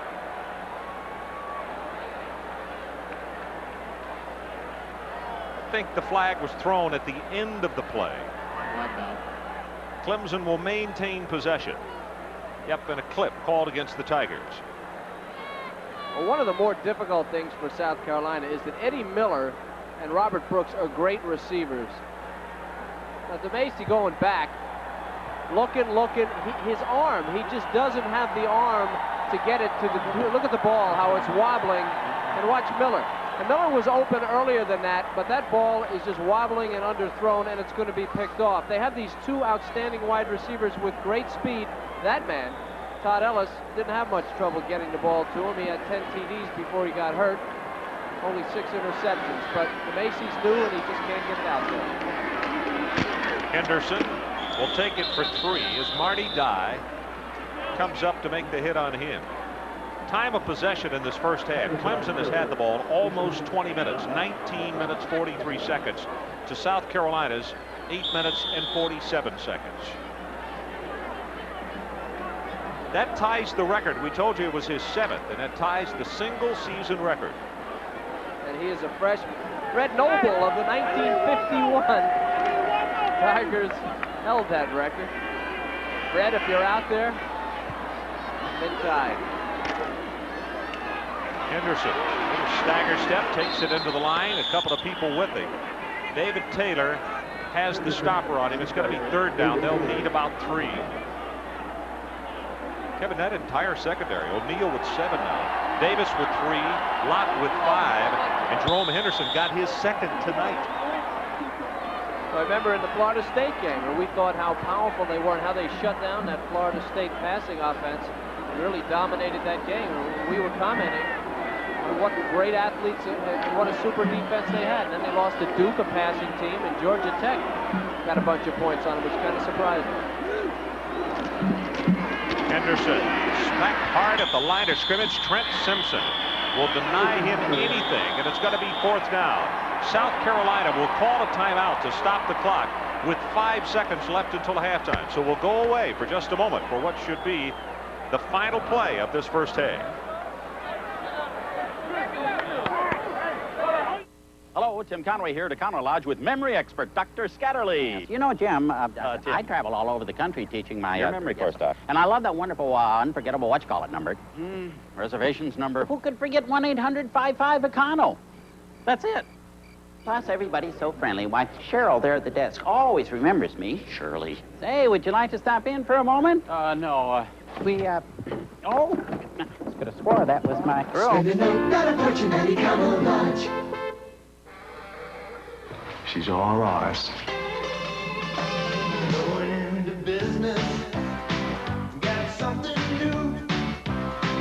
Gonna spend the time, red, white, and blue, for coming through this box. Nice place. How about some customers?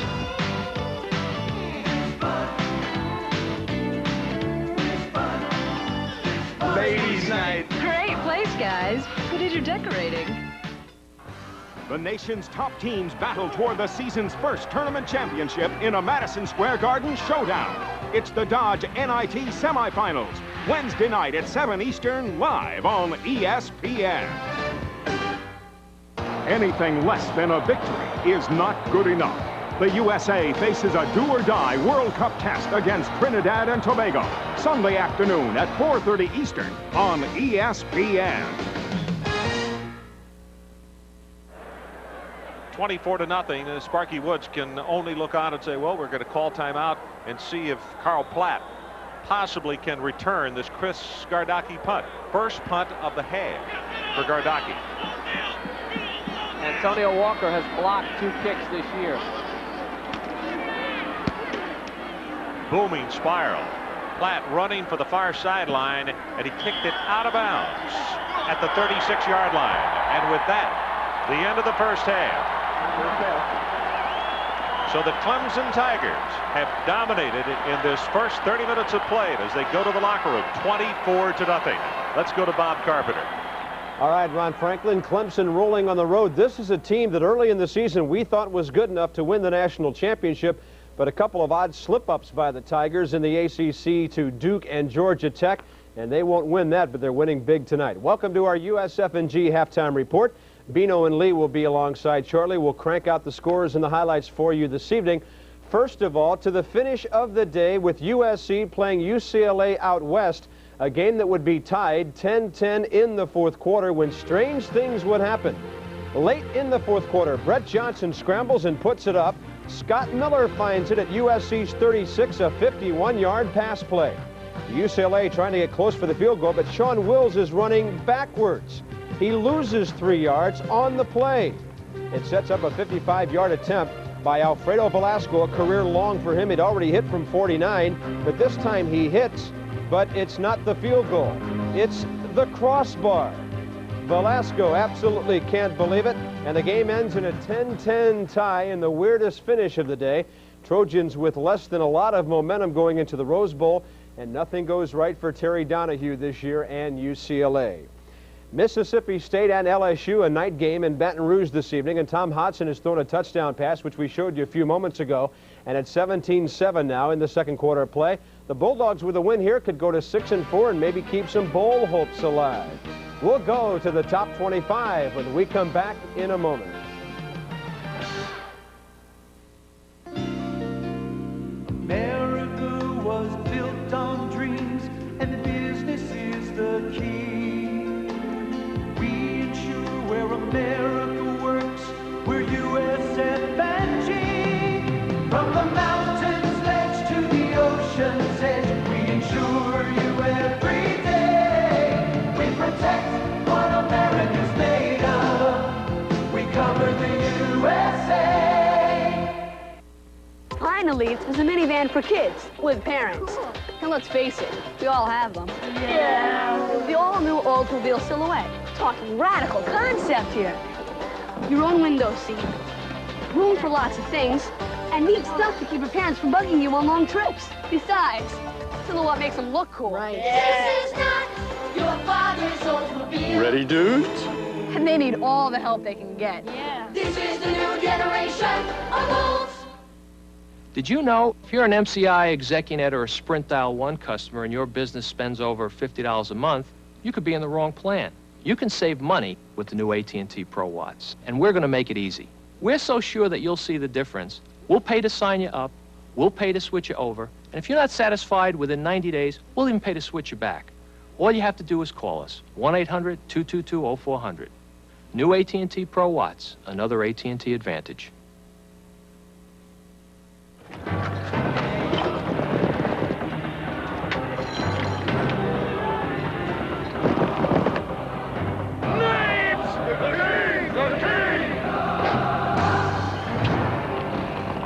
I said, put on some steaks and get the Queen a Bud Light.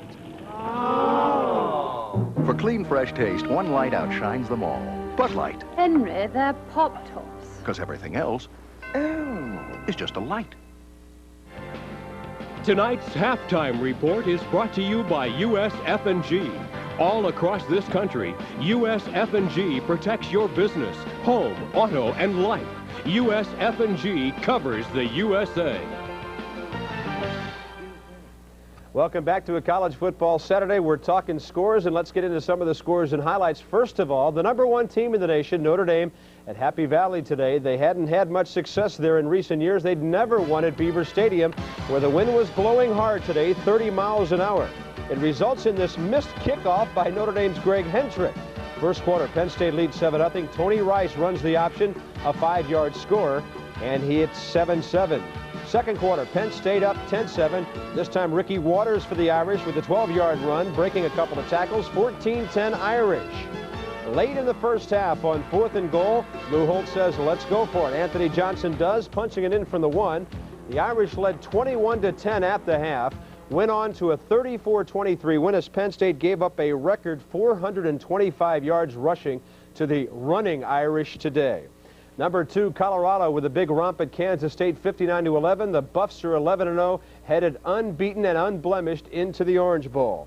#4, Alabama. The Crimson Tide with a non-conference game against those Golden Eagles of Southern Miss, the team that knocked off Florida State earlier this year. And after trailing 7-0, Bama came back with a vengeance. Gary Hollingsworth finding Lamont Russell in the end zone. He hangs on, his first of two, 17-7 Tide. Second half, Hollingsworth to Saran Stacy, who takes it 24 yards. His second score of the day as Bama rolls over Southern Miss. The Crimson Tide now 10-0. As they beat Southern Miss 37-14. It's Alabama at Auburn in 2 weeks. #3, Michigan got a big day from their quarterback Michael Taylor, threw for 4 scores as they won on ESPN at Minnesota 49-15. #5, Florida State with Peter Tom Willis throwing for a school record of 6 touchdowns, all before halftime, hammering Memphis State 57-20.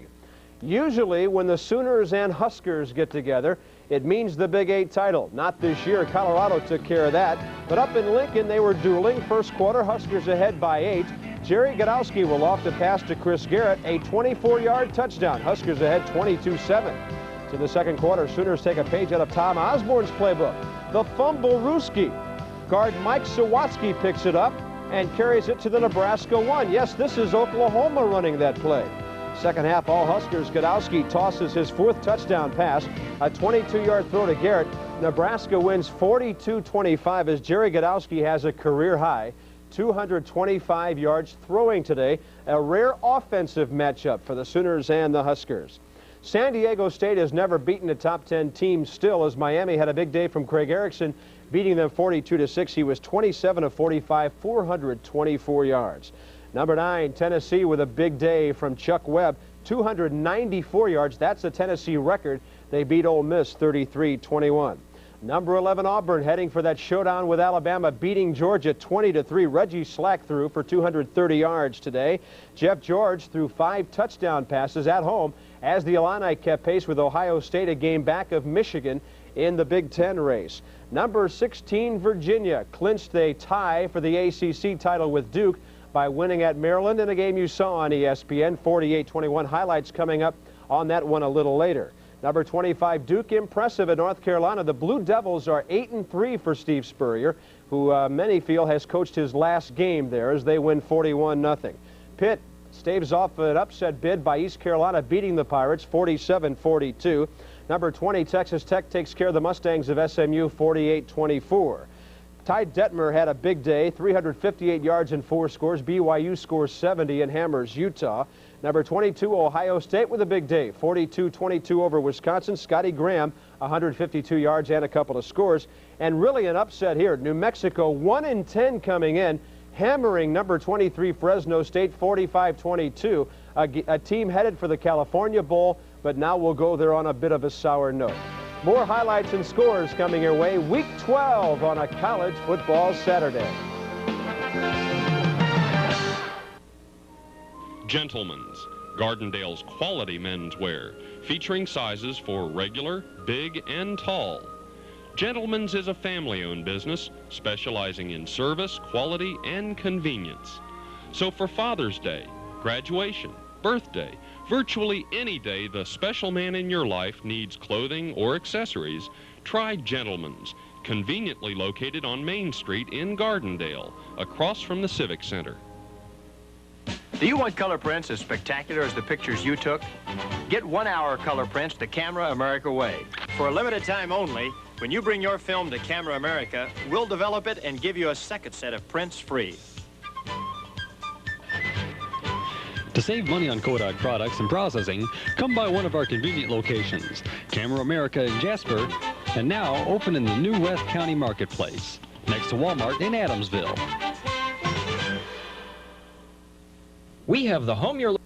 The players who made up the first All-America team 100 years ago all came from Harvard, Yale, or Princeton. Among them were Amos Alonzo Stagg and Edgar Allan Poe, nephew of the author and poet. While many believe Walter Camp originated the idea, those early All-Americans were selected by Caspar Whitney, a friend of Camp's. Whitney's idea stood the test of time, and today we celebrate a century of All-American excellence. This is Tim Brando recalling the great traditions of college football. Rubbing the rock is a special part of the Clemson tradition, but the Tigers have established another tradition, excellence in the classroom. In the last 4 years, 13 Tigers have been selected to the all-academic ACC football team. Players like Mark Dragg, Ty Granger, and All-American David Treadwell have made their mark on the Dean's List as well as the sports page. This message presented by the Atlantic Coast Conference. Welcome back to the USF&G halftime report. Let's go to the Big Ten, where Iowa had a lot of sacks today, 9 of them in beating Purdue, and the Boilermakers are 1-9 on the year. Blake Ezor, 41 carries, 6 touchdowns, a Big Ten record as Michigan State romps over Northwestern. In the Pac-10, Husky fans and the police scuffled as they tried to bring down the goalposts on the heels of a 20-9 win. At Oregon, it was the home team on top, 30-21 out west. Stanford and Cal battling tonight, third quarter score, the Cardinal on top, 13-7. Blaze Bryant, a single season rushing record for Iowa State, 1,516 yards as the Cyclones spoil Mike Gundy's curtain call at Stillwater. Kansas with Tony Sands a big day, beating Missouri 46-44. The Florida Gators saw Emmitt Smith become their all-time leading scorer as they beat Kentucky 38-28. Tulane's Mitchell Price, a 93-yard kickoff return for a score as they beat Vanderbilt 37-13. It was Virginia Tech upsetting North Carolina State. Looks like the Wolfpack will still go to the Copper Bowl despite losing 4 of their last 5. Georgia Tech beating Wake Forest. What a great finish for Bobby Ross, 43-14. Texas handles TCU again. For the 22 straight years they've beaten the Horned Frogs, 31-17 this time. Rice gets 5 interceptions and upsets Baylor 6-3 in the Southwest Conference. It was Dabby Dawson, 210 yards on the ground as Wyoming beat UTEP 41-10. Louisville over Boston College 36-22. Temple gets win number 1. They're 1-10, beating Rutgers 36-33. Northern Illinois, 281 yards rushing from Stacy Robertson, 5 touchdowns as they beat Cincinnati 56-3. And a big battle today in the Ivy League. Yale coming in 6-0 in league play, trying to clinch the title outright. 55,000 on hand today in the 106th meeting. Second quarter, Harvard already up 7-0. Tim Perry flips a pass to senior halfback Silas Myers, 18 yards. It's 14-0. They led 21-0 in the third before Yale's comeback. Darren Kaler to Pete Caravella for 35 yards. Eli's would make it 21-20, but Harvard put it away. Perry to Art McMahon. That made it 28-20. They go on to win 37-20. The Harvard fans mob their team, and Yale now will have to settle for a tie, co-champs in the Ivy League, with Princeton. Harvard wins it by 17. Princeton at home today won it 21-7 over Cornell as Judd Garrett had 2 touchdown runs. Dartmouth over Penn big, 24-0 today. Brown big at home over Columbia, 41-28. It was Lafayette and Lehigh, 36-21 for the visitors. Holy Cross winning big at Bucknell, 35-6. The Cadets of Army big over Colgate, 59-14. In a squeaker, Delaware over Navy, 10-9 today. Villanova's Cats over BU. It was 28-10 there. UConn winning at Rhode Island, 35-28. The Huskies had 506 yards of total offense today. UMass over New Hampshire, 34-28. William & Mary, 22-10 over Richmond today. Northeastern in a game canceled because of measles. 10 of their players could not travel. The game had to be canceled and forfeited there. In the Mid-American Conference, Toledo ruins the title hopes of Central Michigan, beating the Chippewas 29-6. Ball State gets the California Bowl bid against Fresno State by beating the Bobcats of Ohio 33-14. David Riley passed for 221 yards. The Broncos of Western Michigan beat Miami of Ohio 14-7. And Tulsa will go to the Independence Bowl. T.J. Rubley throws 5 touchdown passes as Tulsa beats Bowling Green by a score of 45-10. Well, Bino and Lee are coming up next for some observations on Week 12, but first, more scores.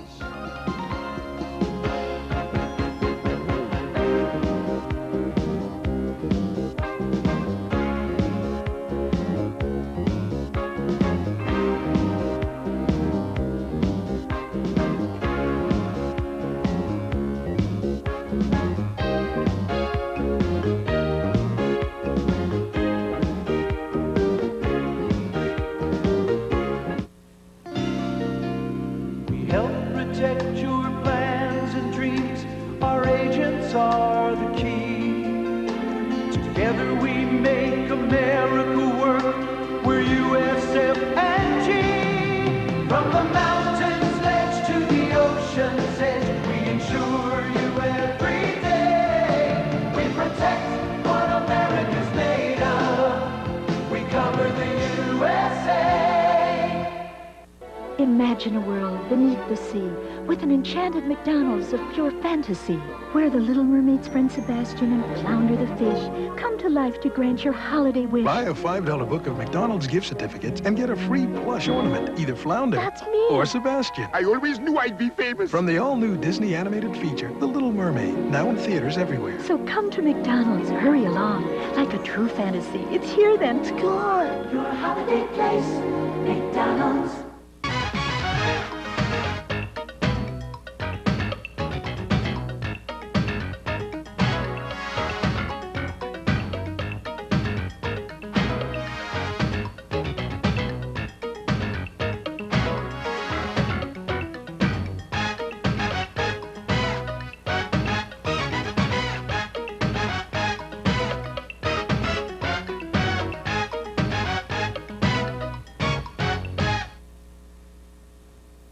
We continue on with our USF&G halftime report with a story about a team looking for its first conference title today. The Cavaliers of Virginia playing down in Maryland. George Welsh looking for that first ACC title. First quarter, Tim Moss punting for Virginia. Wind against him. Yeah, but look where it lands. A 3-yard kick. How many times do you see the punter cover his own kick? Maryland scores in the next play for a 7-0 lead, but it's 21-14. Here's the play of the game with Virginia leading right before halftime's gun. Sean Moore to Herman Moore on the 36-yard Hail Mary. The prayer is answered. Virginia led 28-14 at the half, and the Cavs go 10-2 by winning the football game 48-21. The coach deservedly so on the shoulders of his players. And Lee Corso, a great win for an outstanding coach today. All right, Bob, I was wrong. Virginia played extremely well against Maryland. They responded well to the pressure placed on them. They're on their way to the Citrus Bowl in Orlando, probably against Illinois, and that could be one of the most exciting of all the bowl games, Bino. Okay, speaking of bowl games, everybody is asking, can Florida State be #1 with 2 losses? The answer is no. I know Minnesota had 2 losses in 1960, but they voted after the season when Minnesota only had 1 loss. They lost in the bowl game, and Washington became #1 in the football writers. But no team has ever won the national title with 2 losses when there's been voting after all the games. Well, Bobby Bowden can take consolation in that they're playing as well as anybody in the nation right now, but those 2 early losses will doom the Florida State Seminoles to settling for the top 5. We'll be back with more in a moment as we're at halftime of our game down in Columbia, South Carolina, and right now it is all Clemson Tigers. Dixie Speedway, Highway 78, West Sayre, Alabama, every Saturday night at 8 p.m. Thrills on wheels and flat-out racing excitement. See the Wow Thing. 6 exciting divisions. Dixie Speedway with great stars in the late model cars like Gary Nix, Greg Pesnell, Joey Sims, Barry Martin. And the new open-wheel modified hot dogs, Bobby Hicks, Pat Hardy, Eddie Morgan, and Edwin Gurley. Thrill at Dixie Speedway with the Sportsmen, Street Ponies, and the Hogs. Every Saturday night at 8 p.m. in Sayre, Alabama. If you're thinking about redecorating, then think about us. We're Carpets and More, your complete decorating store. Right now, all in-stock carpet and vinyl is on sale. Carpet, $7.99 per yard. Vinyl, $6.99 per yard. At Carpets and More, our wallpaper is discounted at least 30% every day. Add beauty to your kitchen with new custom cabinets and GE appliances. Whatever your decorating needs, we've got you covered at Carpets and More. Forestdale Boulevard, near Walmart, next to Fashion Trends. That's Carpets and More.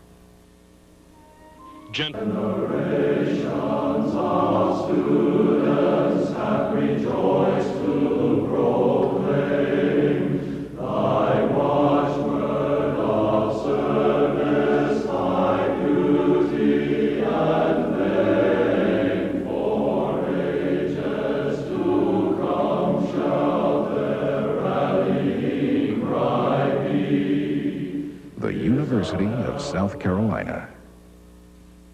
Morning, folks. This is Captain Neely. Appears we've got the friendly skies all to ourselves. While most people are just getting up, one airline is off to over 200 business centers across the U.S.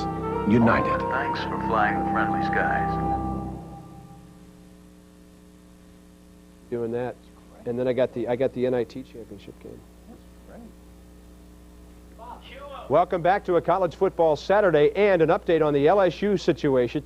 The Tigers came in 2-7 on the year, and they're taking it out on Mississippi State this evening.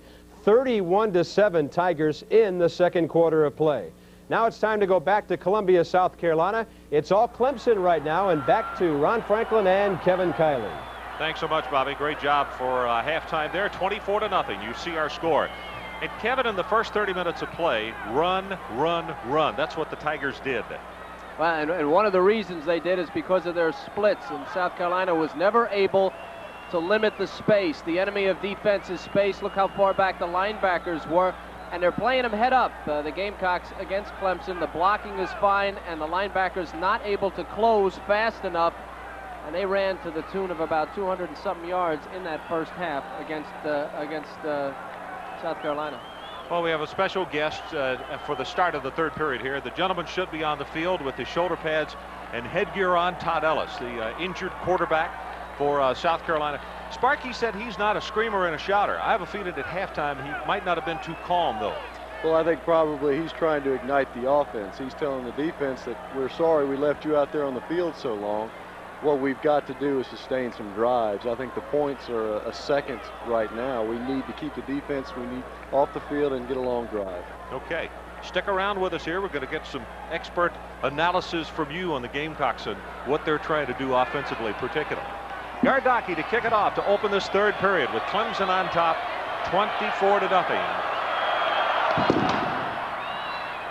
This one's going to come out of bounds on the near side. A 5-yard penalty will be stepped off, and they'll do it again.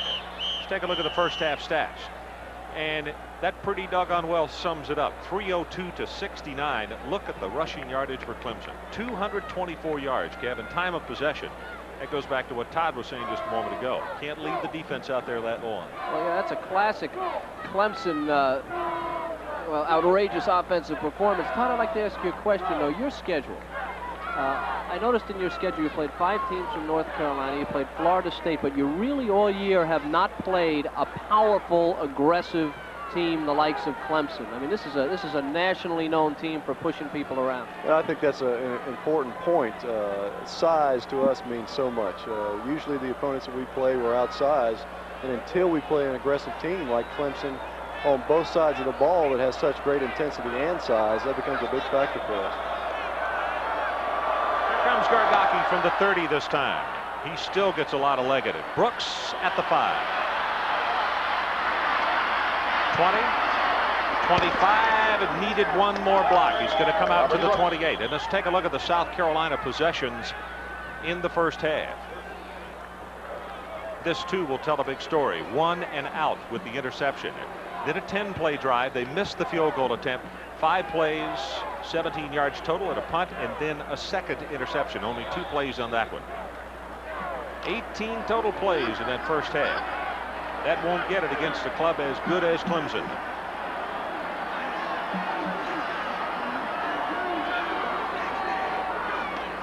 Rush in motion. Green tries to turn the corner, gets 1 block from Rush, and then he's going to be pounded at the 30. It'll be a gain of about 1. Robert O'Neill coming up from his free safety spot to make the hit for the Tigers. You know, I was just told at halftime by Fred Gaudelli, our producer, that in 1977, Clemson led 24-0 at halftime. They had to kick a field goal in the waning moments to win 27-24 over South Carolina. There's no doubt that this series can roll back and forth, and certainly you can toss the records and the stats and everything out of the window. Green to the counter. A couple of blockers in front. Good balance and vision as he brings it out to the 38. John Johnson, the bandit, the junior out of LaGrange, Georgia, is there to knock him down. Going to be 3rd and short. Harold Green is a back I think that most of the country is not aware of, but he is truly a great back, isn't he, Tom? Well, he's played in the 1 set basically since he's been here, predominantly being the 1 man in the backfield without the lead blocker, without the tremendous line size that we've had a little problem getting. Harold's gotten a lot of it on his own.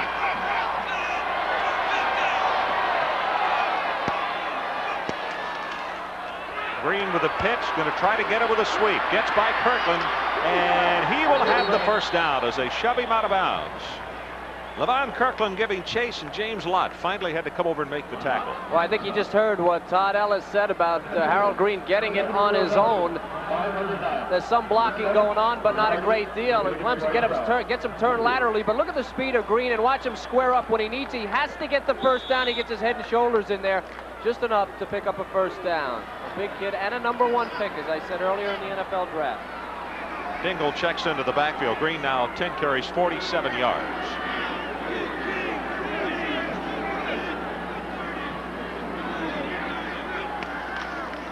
Mike Dingle with a pitch. Airborne, and he'll be stopped for no gain. Vance Hammond, the big junior out of Spartanburg, South Carolina, reaches up and grabs on. Play much akin to what Florida likes to run with Smith. Since you've been injured, have you been working, trying to help out at the quarterback position with all that inexperience, Turner and DeMacy? Well, I think with Dickey, he's for 3 years has known the system so well behind me. I've had a lot of confidence to him, but basically I've waited for him to come to me. I didn't want to be a part that I felt like I was in there all the time. Now DeMacy comes out from under center, calls a timeout. So we'll take a break. 12 minutes and 50 seconds left in the 3rd period. Clemson right now hurling a shutout.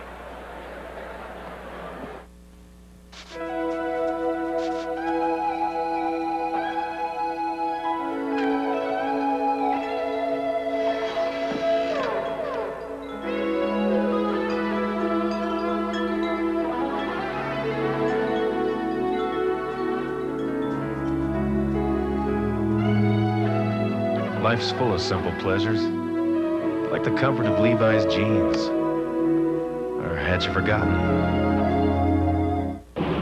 This Jeep Cherokee has the advantage of an exclusive 4-wheel ABS braking system for secure, controlled stops. Hop in. Thanks. But because Cherokee's a Jeep, You gotta be kidding. its advantages don't stop there.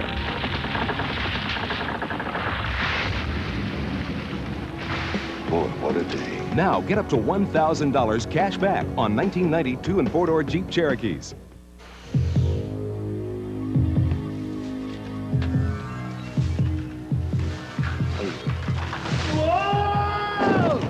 Frank, I send you for a Bud Light, and you bring back... If you want the one light that outshines them all, ask for Bud Light. So, there are no men here, there's an unlimited supply of Bud Light, and we can never leave. Correct. Because everything else is just a light. We can live with that. Yeah. ESPN's College Football Saturday, Clemson versus South Carolina. is brought to you by Levi's 505 and 506 jeans. By Jeep, there's only one Jeep. And by Tempstar Furnaces, you can rely on the star. As you get a look at the beautiful Capitol building here in Columbia, South Carolina.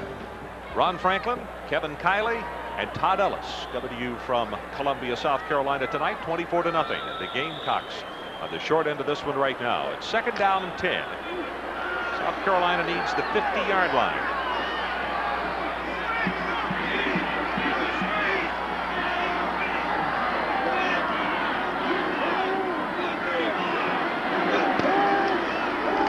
Pressure for the outside, shovel pass, and it will go for nothing. In fact, a big loss as the marker comes down, and Vance Hammond is the man who came through and hit Pitchko. I mean, as soon as he got the football, he might have been better off just to have dropped the doggone thing. Well, that's one thing I'm sure Dickey was aware of there, but if you throw that ball in the ground on the shovel pass, the old Utah pass they called it, that is just an incompleted pass. And I think if he would have seen the pressure at that point, I think he thought the blitz was backing out. Right now, the Gamecocks flagged for offensive holding. Oh, here's the play, Todd. Now, he's audibling right here. Now, tell me what happens as he... Basically, I believe, Kevin, that's a decoy. We use that in all of our passing game, and we don't want them always to know when we're throwing the ball, obviously. So he does that sometimes on runs, sometimes on pass. So that time was a called play.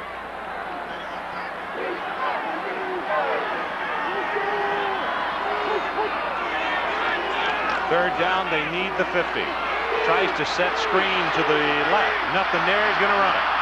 40, goes down at the 41. John Johnson will wrap him up. Got to be 9 yards shy of the first down. He picked up 7. Well, I guess, Todd, if there's one thing that Dickey did better than you, we just saw it, huh? There's no doubt about it. If he had any skills that I wish that Dickey could have shown me out there on the practice field, too bad that quick feet is not one of them. Darren Parker to kick it away to James Lott. See, Parker's average almost 45 per boot. His longest 65 this year.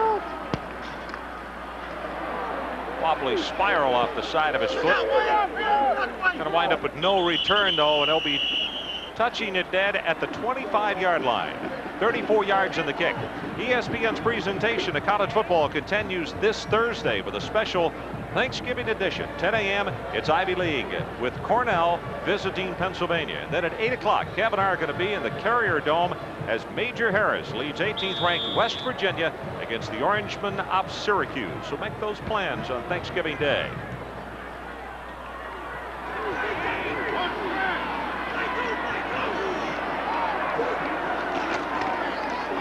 Play action as Morocco looks for his tight end. He's got him. Oh, what a hit. Broke off the tackle and took it out to the 34-yard line. To check it, it was Tony Kennedy, not Stacy Fields. Good heavens, what a hit. All right, go ahead, Todd. That's an excellent play fake by Morocco. The defense is ready for it. Antoine Walker comes off of his corner position and makes a big stick on him, but the Clemson guy held on. That's what you call intensity. Walker just came out of the ball game.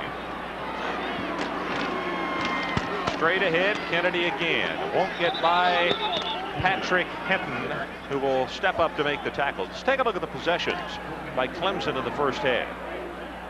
Not many passing plays. First drive, 13 plays, touch. 8 plays on the second, another touchdown, 54 yards. Field goal on a 13-play drive. Fourth possession, scored a touchdown, which covered 87 yards in the drive, and they punted with 5 seconds left until halftime. Kennedy again has 5 and is hammered down. That's a good hit by Hinton. The junior from Atlanta, along with Marty Dye, coming up to make the tackle. Yeah, it's funny with most teams, when they want to call it off on offense, they run the ball. When Clemson wants to call off the dogs, they throw the ball. There's no doubt that play's been hurting us for 5 years since I've been here. I'd say, if anything, it consistently has been a winner for Clemson against about any team has been the dive play. Why does it hurt you? Personnel mismatch, isn't it? Definitely.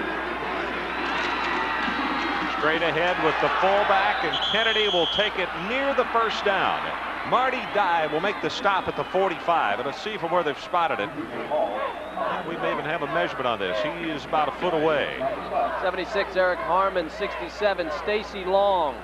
We talked about personnel mismatch. They get high turned, and then you get the fullback coming up through the middle. But one thing here is that South Carolina has the nose guard, Tim High, picking a side, and whatever side he picks, the lineman takes him that way, and then the backs are trained so well, they just find that open seam on the side that he didn't go to, and it's worked all night.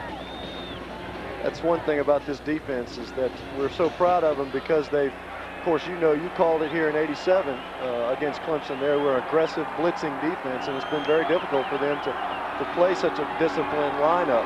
And we just know that with over time, that Coach Woods will get a better experience, of course, to bring the players in there more adapt to playing this type of defense.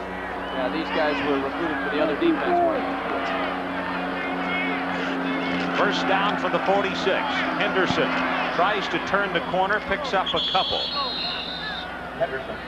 Here's an update on Terry Allen. We told you we'd get a report from halftime. He has re-injured that sprained knee. He is out for the remainder of the ball game. Re-injured sprained knee. Left the game with 97 yards on 14 carries and 2 touchdowns. And of course, Henderson actually is not his replacement. Henderson started the ball game. They'll be using Allen at both fullback and also at tailback. Anderson straight ahead. Goes across midfield. Got to be a third down situation. David Taylor from a strong safety spot.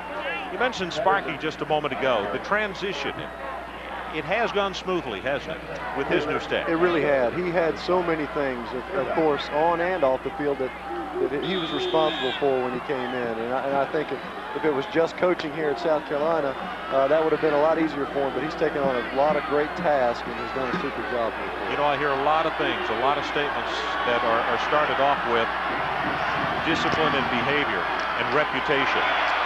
Cooper on the pitch reverse. Tries to break a tackle. That's a great defensive move by David Taylor.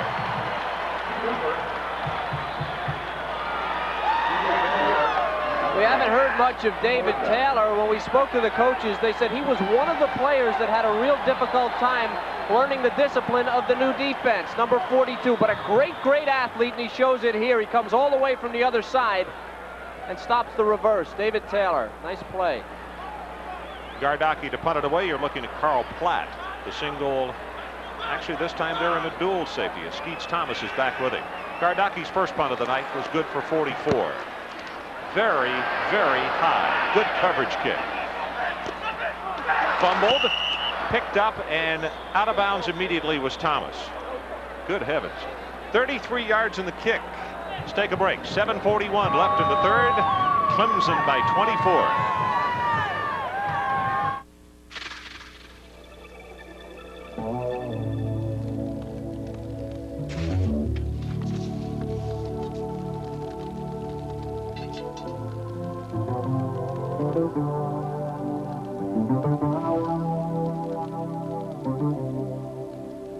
Life's full of simple pleasures, like the comfort of Levi's jeans.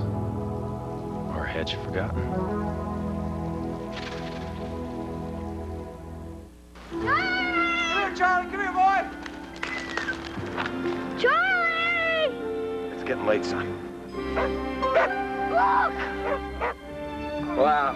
We thought we lost him, mister. He'll be all right. He's just a little tired and hungry. Where'd you find him? Out there. Oh, mister, I certainly... Who was that man, Daddy? I don't know, son. But I meant to thank you. It's feeding time for the beast in the basement again. And you know what that old furnace is going to do to your utility bills.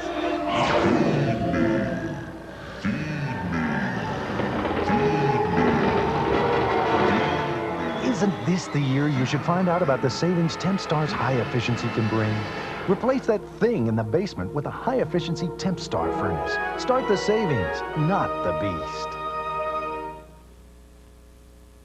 Bragging rights for 365 days. Go Tigers! Well, the last 40 years, we've seen them come and we've seen them go, and we always whip the Gamecock. Means I can go to work on Monday.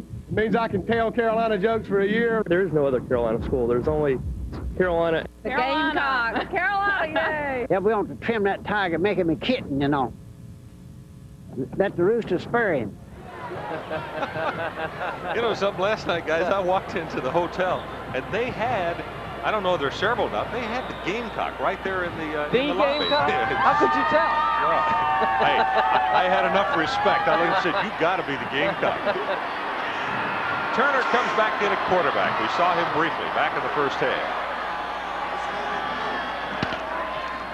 Green, a couple of stagger steps, then he really gets walloped down. Clemson, those linebackers are so very quick, and that's Brewster who steps up into the hole to make the tackle. Back to what we were talking about before the break, and Sparky and he's really concerned about image, and that's extremely important to him, isn't it? It is very important to him. He realizes that's one of the reasons that they hired him here, and he's taken a hands-on approach as far as that goes, and he realizes that sometimes coaching football can be a secondary thing. Green gonna be hit and knocked down. Wayne Simmons, a freshman out of Hilton Head, with an excellent defensive play, and it's going to be 3rd down and long.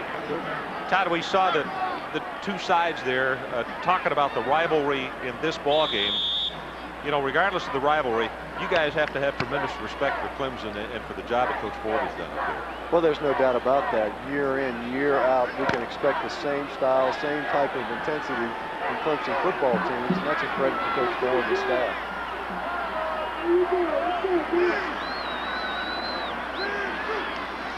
2 of 4 on 3rd down conversions. Kirkland, the man who got to him first. Loss of 14. Turner never had a prayer. The outside linebackers for Clemson, the stars of the defense, and Kirkland maybe the best of the bunch. Turner, a former linebacker, can probably really appreciate this. He's been on the other end of this. He had a sack himself this year. Gets the punt away quickly, but it is not very far. Only coming out now, taking a Carolina bounce out to the 48-yard line. 36 yards on the boot by Darren Parker. 24-0. Clemson continues to dominate this one.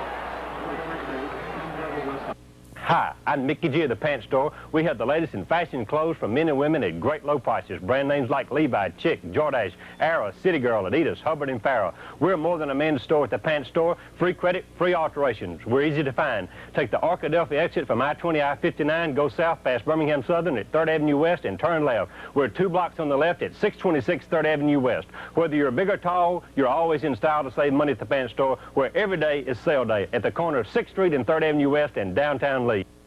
The Pants Store's 39th anniversary sale is the big one. It's our biggest store-wide pre-holiday sale. You'll save 1/2 on brand name merchandise like Docker, Duckhead, Bugle Boy, and our entire stock of men's pants, including big and tall sizes. Suits and sport coats, 1/2 off. All ladies' dresses and selected fall sportswear, 1/2 off. Plus save on Sansa Belt slacks starting at $29.99. Chick jeans only $19.99. Free credit, gift wrapping, mailing, and alteration. The Pants Store is more than a men's store, open 7 days each week. Save at the Pants Store, Birmingham and downtown Leeds.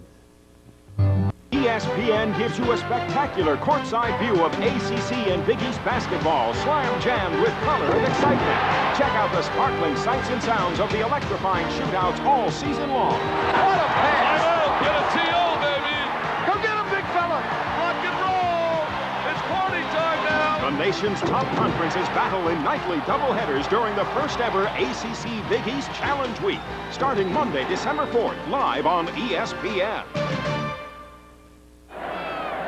With some heavyweights matching up in that one. ACC Big East Challenge begins on December the 4th.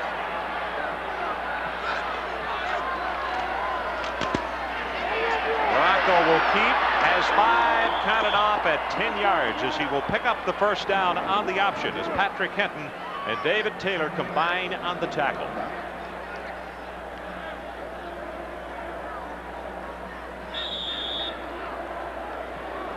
Morocco now 27 yards on 4 rushes.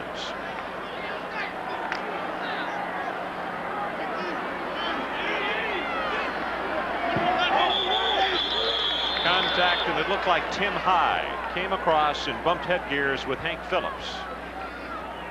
Dead ball, offside, just South Carolina, the first down. Well, Tim High has been kind of battered throughout this game. Clemson running up the middle most of the game, and he's trying to get the jump on Phillips, the center, and you can see the headgear's touch. Makes you a little jumpy in there defensively when a team has as much success on the ground as Clemson has. That's a great point. From the 34-yard line, first down for the Tigers. Henderson on the draw. Inside the 30, down to the 29. Scott Windsor defensively. You wonder why High was trying to get in there and kill the encroachment. Watch Hank Phillips, number 50, brother of John Phillips, the great All-American. See, High is too high. And then headed in the wrong direction. See, nose guard, if he's not going to make the play, he needs to hold his ground. Just get down on the ground and stay there. Log the hole. 87 yards for Henderson so far. This time it is Kennedy. Breaks it out at the 20, 15, 10, 5, touchdown.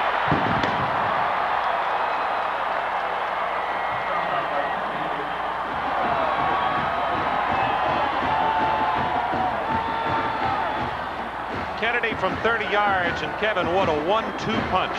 You keep looking for the tailback. He keeps blasting you all night, and then here comes the fullback. And right behind that strong offensive line, very, very tough. Again, the offensive line, again, the center of the offensive line able to make the play.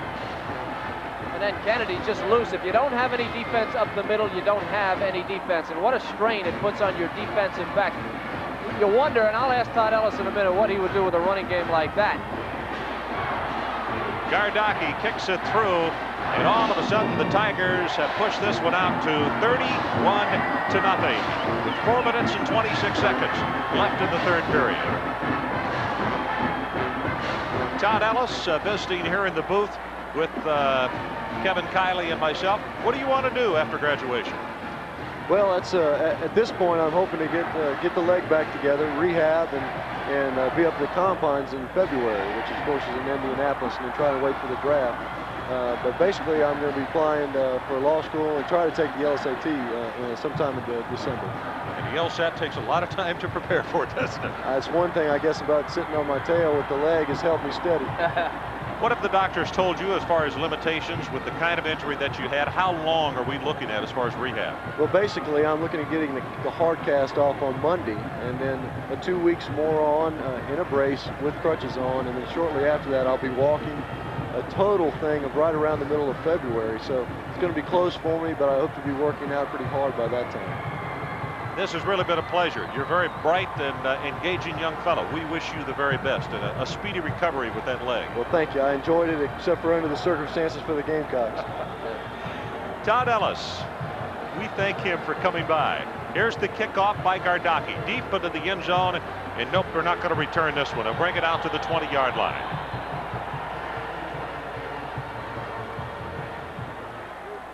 Here's the last scoring drive. 48 yards, 3 plays, and the short kick really was the punishing blow there as far as South Carolina is concerned. And then Kennedy finished off the punishment with the 30-yard run. So 31-0. The Tigers leading. DeMacy comes back in at quarterback. Well, that was fun. It was. What a bright young guy. He speaks as well as he throws, Yes, and that's saying something. He really does.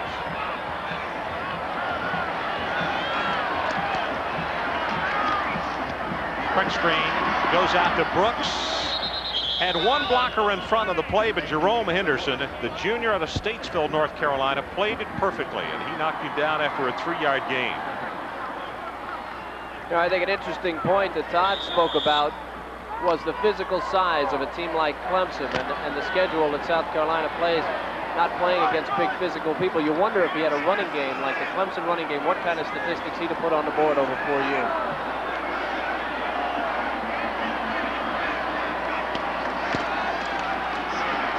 Swings the pass, and Dingle maybe back to the line of scrimmage, and that's it. Jerome Henderson again, and wow, you could hear the headgears and the shoulder pads all the way up here.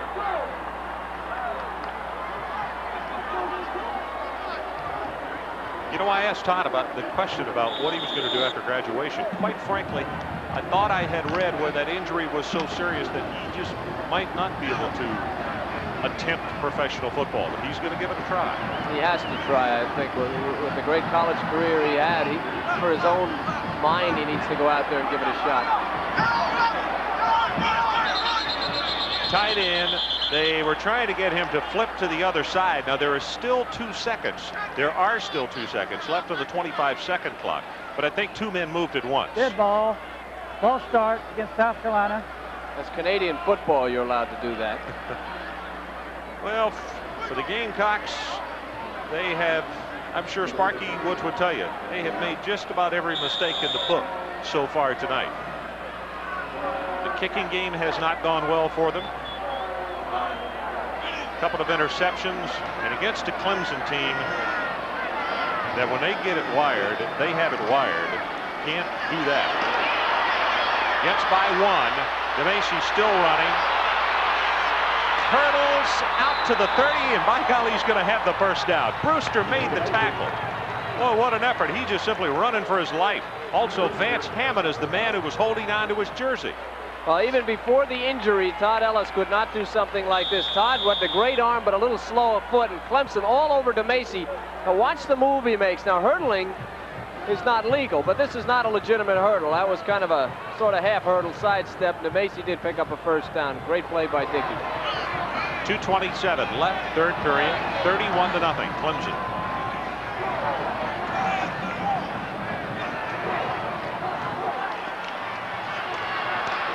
Tipped at the line of scrimmage, Hammond again. Hammond is 6'7". Yeah, but this is a can't win. You know, this is a can't win no matter how well you play. Watch Ike Harrison. Watch his feet and his hands on Hammond. Stays in front of him, does a great job. What happens? Hammond smart, watching the quarterback, sticks his hand up and blocks it. 6 for 10, 2 interceptions for DeMacy. But that was a nice job by Ike Harrison, left offensive tackle.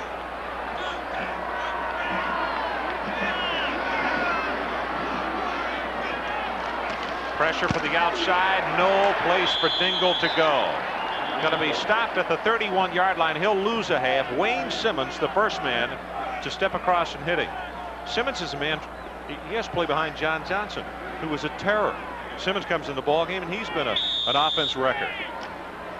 They have personnel. We talked about personnel mismatches, and one of the reasons that South Carolina had gone to some of the defenses they did under Joe Morris and the offenses is because they didn't need the big, strong personnel. They could go with speed, and it worked out pretty well. Gets it away. No marker has been thrown, so they're not going to call him for grounding. And of course, there is no in the grass. Kirkland was hanging all over him. To give you some, Levon Kirkland, of course, an outside linebacker. Let me give you some outside linebacker statistics. 174 tackles, 15 sacks, 10 passes broken up, 12 interceptions. This year for the outside linebackers. They dominate the Clemson defense. Great players. Darren Parker. He gets a good one off. Lott all the way back to the 20-yard line. Stiff arms. Got posted and then almost had his shoulder pads taken off as Marty Baker was there to make the tackle. Be sure to be with the ESPN tomorrow morning, 11:30 a.m. That's NFL Game Day. Chris Berman and our Emmy Award-winning crew, and they'll preview what is coming up tomorrow in the National Football League. And then at 7 o'clock, they're back with NFL Prime Time, and you'll see highlights of every game played that day. And our coverage tomorrow night at 8 o'clock, the New York Jets battling the Indianapolis Colts, all tomorrow, right here on ESPN. Deshaun Cameron comes in at quarterback. We saw him against Florida State.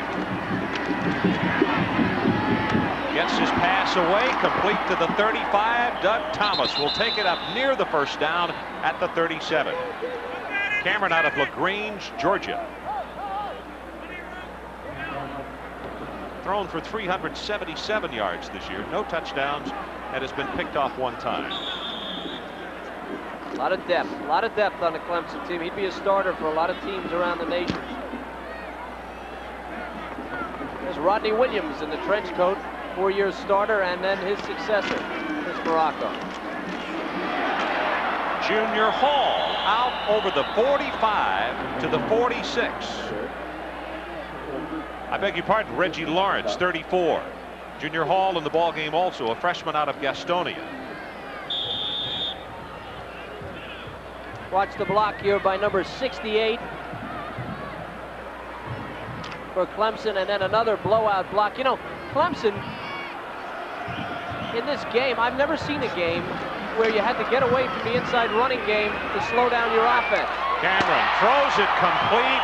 Good heavens, what a hit on Rodney Fletcher at the 40, and it's Leon Harris, but a gain of 15. Just listen to this hit.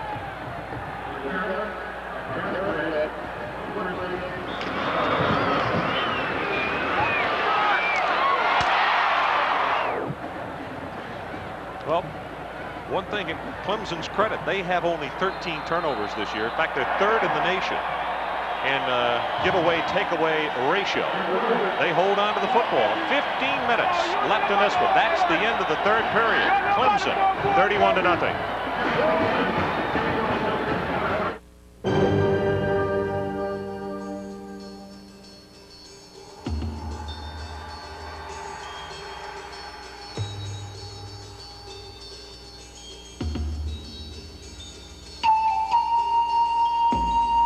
Even the most remote areas of the country can now be reached at the following number.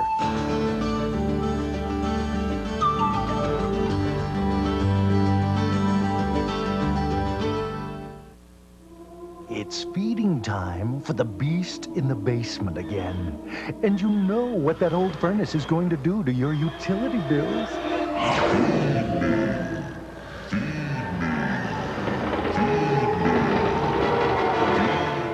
Isn't this the year you should find out about the savings TempStar's high efficiency can bring? Replace that thing in the basement with a high efficiency TempStar furnace. Start the savings, not the beast.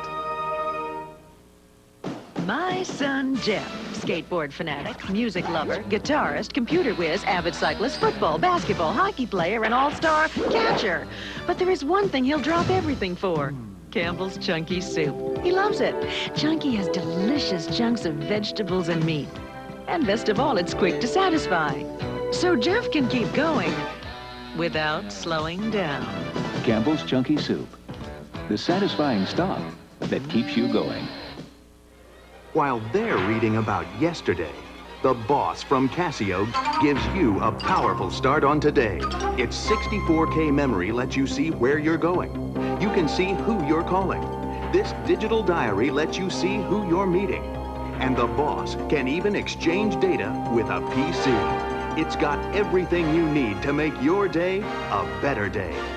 The Business Organizer Scheduling System. The boss from Casio.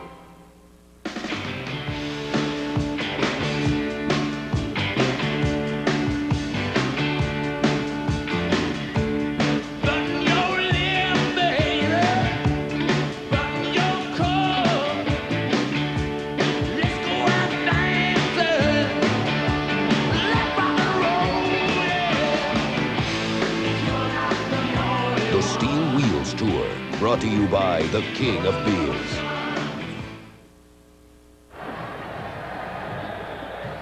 Ron Franklin and Kevin Kiley back in Columbia, South Carolina. There you see it, the Tigers 31-0, and their fans are loving it.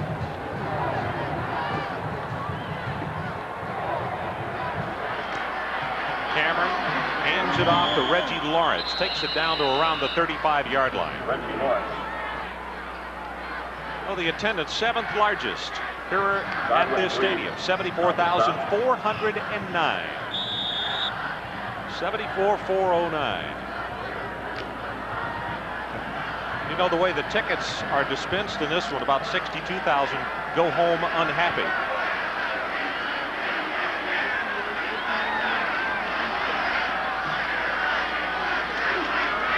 Cameron will keep it.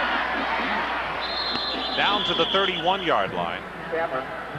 Mike Conway is coming to the ball game, a senior out of Fort Myers, Florida, now playing the rover position, is there to make the stop defensively.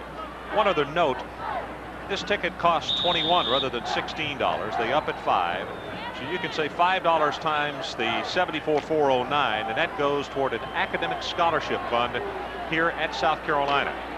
A great university. Sometimes that has gotten lost over the past couple of years with some of the publicity about the football team. This is one great university, and coming back on the football field, you can bet on it. Cameron to the right side this time, and he has the first down. He is at the 26. Patrick Henton making the stop defensively. Oh, there's Terry Allen on the sideline, re-injured that knee this evening. Now, the bowl bids don't go out until next weekend, but the rumor everywhere is that this Clemson ball club is going to be down at the Mazda Gator Bowl, and of course we're going to have that one on the 30th of December. We certainly hope that Terry Allen is healthy and ready to go in that one. Lawrence. Joe Reeves defensively making the tackle. 31-0 Clemson, and they are driving again as a lot of second-teamers have come into the ballgame. Well, how about this here? Here's a scary thought. The only senior on the Clemson offensive line is the center, Hank Phillips. Long is a junior.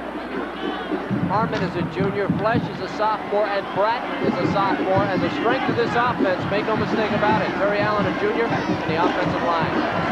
Blitz coming straight ahead. Junior Hall. Touchdown, Clemson.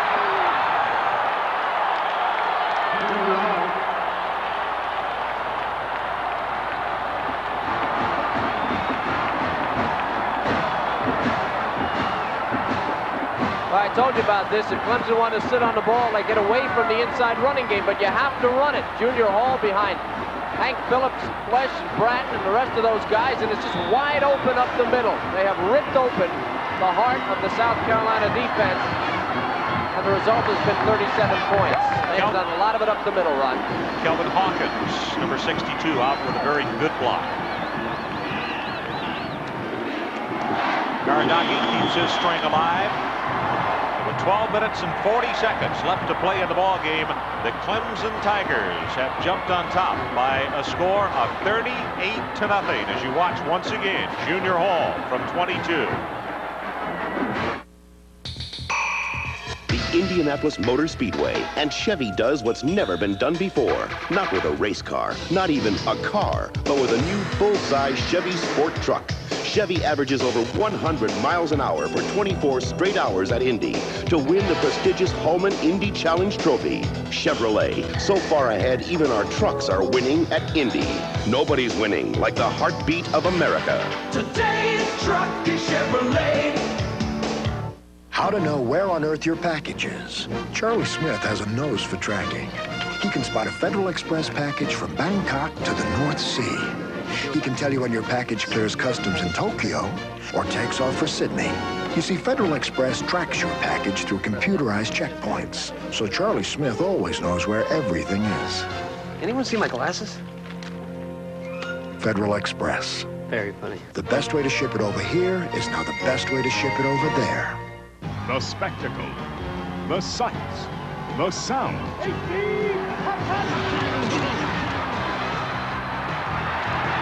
The fall colors are spectacular on ESPN's college football. Touchdown, holy cow! Two teams with big appetites for bowl bids battle on Thanksgiving night. West Virginia faces Syracuse Thursday at 8 Eastern live on ESPN.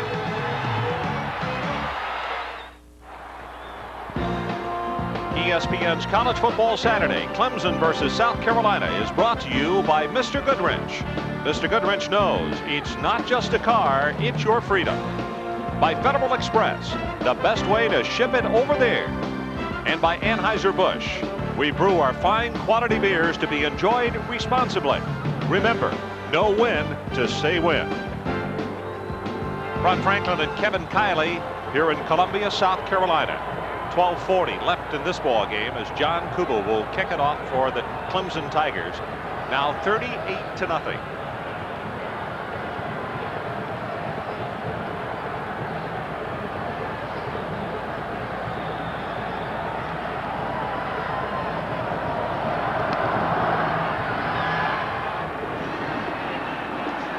Coming down to Eddie Miller.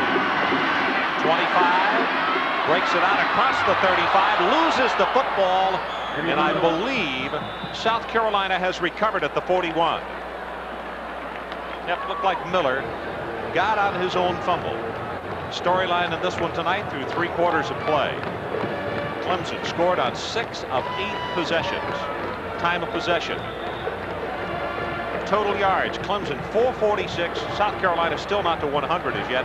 An average length of drive. Clemson 59, South Carolina only 12 every time they had the ball.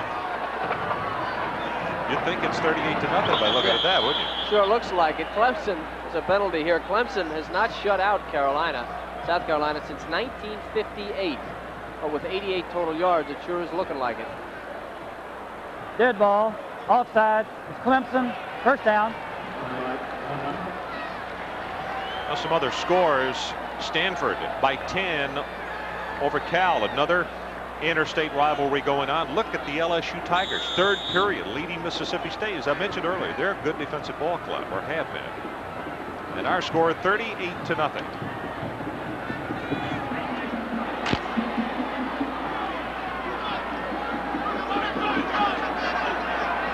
DeMacy, Jr. out of Irmo, South Carolina, wants to be a doctor. Straight ahead, ball is fumbled. Clemson has recovered at the 47-yard line. Well, Ken Watson, as soon as he got the ball, got belted, and the Tigers take the turnover from them, and it looks like Muzan has recovered. Well, Watson in his defense had only carried the ball 14 times coming in tonight. He just lost it. They went to 2 tight ends, tried to power the ball. Didn't work. Clemson has it again. Seemed like he was just trying to shift the ball over, and it got loose from him. So for the 2nd series in a row, we'll see Cameron operating at quarterback. Reverses out, gets his pass away, tipped, and it is intercepted by South Carolina. Leon Harris. That's his 3rd of the season. Well, I'd say old Leon was waiting for something good to happen tonight. He was chasing a couple of guys into the end zone earlier, and I'm glad to see him get something on the positive side. You know, I mentioned the takeaway total by this man's ball club. 3rd in the nation. 13 turnovers. They had grabbed off 29 coming into tonight's ball game. They had 7 total in the game against Duke and against Georgia Tech. Well, you can see what Danny places such a high regard on turnovers and why his program is successful. Pitch comes to Green, tries to turn the corner. At the 35, it'll be down at the 37. You know, Danny Ford and Sparky Woods, you got to understand, Danny's been around a long time. 3rd in the nation in turnover ratio, 1.6 a game. 14 for Clemson, 32 for the opponents. But Sparky Woods at Appalachian State, when he was there for 4 years, his turnover ratio, 48 games at Appalachian State, the first 10 games this year, plus 88. His philosophy is the same. He just needs to get some more people on his team. Thing in motion, they give the ball to Green in all kind of trouble, breaks 2 tackles, and then half the Clemson team comes over to knock him down. Kenzel Jackson leading the attack. That's the best minus 2-yard run you'll ever see. I've been watching this guy for 4 years. When he gets to the pros, everyone's going to say, where did he come from? This is a great back. 53 yards, and what does South Carolina have? About 95 yards in total offense, and Harold Green has 53 of them. They're not to 100 yards as yet.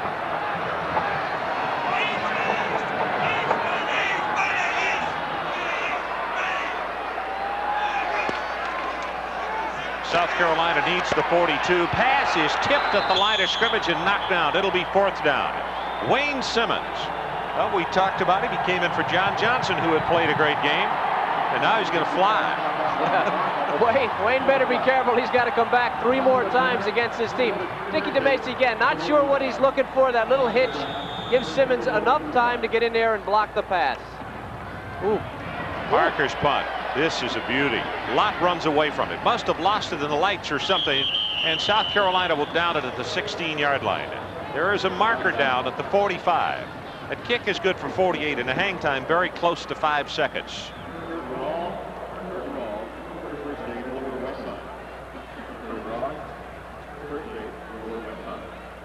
Or you think the biggest play, you remember way back there, the biggest play in the game for South Carolina was that punt. They kicked down to the 1-yard line and had that punt called back. Yeah. Personal foul against Clemson. Personal foul against South Carolina. Offset the 4th down. That play was a 55, that previous play was a 55-yard penalty on South Carolina because they lost that punt. And Clemson would have had to start from the 1. I'm not saying it would have turned the game around, but at that point, it was a big play. In a game where there haven't been that many big plays for South Carolina, that was a biggie.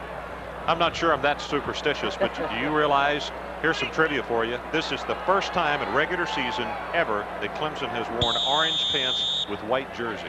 What does that mean? Well, it's, you know, they handed that to me at the beginning of the game, and I said, well, okay. But in the orange pants, they're 15-2, and that kick is blocked right down the middle. Scramble for it, and it is down at the 5-yard line. Mitch Belton recovered it at the 5-yard line. Kinsel Jackson will get credit for the block. Belton is from Columbia, right here in town. Big play. You know, this is interesting. That, again, the line, Clemson just come right through, blocks the thing. Now watch how Belton might have been able to get this thing into the end zone. They said his teammates were so greedy, they're all after the thing, and they ran over each other and made him fall down. Running play, Reggie Lawrence, right side. He is down to the 1-yard line. Back home, baby, for the brother. Now there's Belton, who made the recovery after Jackson had blocked him. Substitutes coming from both sides, left and right. Try to check and see the 2 offensive backs. It's going to be Reggie Lawrence for 1, and Tony Kennedy as the fullback. Kennedy, left side, touchdown Tigers.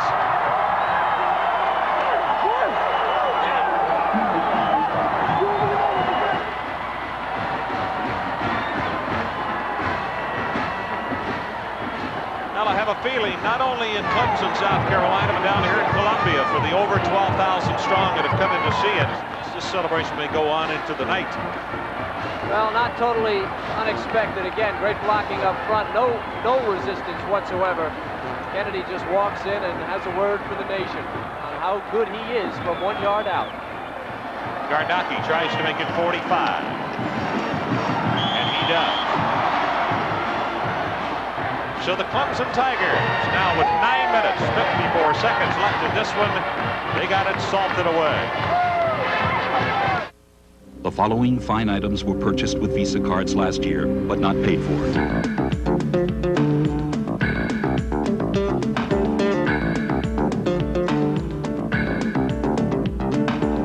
They were won in the Visa Our Treat sweepstakes. Now all you have to do to enter is use your Visa card, and almost anything you buy just may be our treat. And the more you use your card, the more chances you have to win. So why pay with anything else?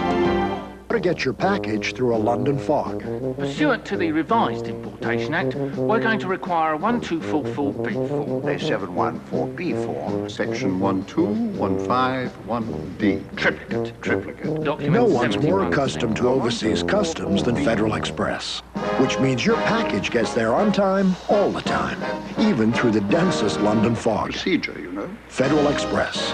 The best way to ship it over here is now the best way to ship it over there. Some people think it's crazy to drive a car over 200 miles an hour. But I'll tell you what crazy is. Crazy's driving any car when you've had too much to drink. So please, don't drink and drive. A message from Anheuser-Busch. Looks like Winter just did in that poor fellow's battery. Wonder if he's smart enough to replace it with a battery built for extremes. A maintenance-free, high-cranking Delco. Smart fella. AC Delco parts. They don't just fit, they match.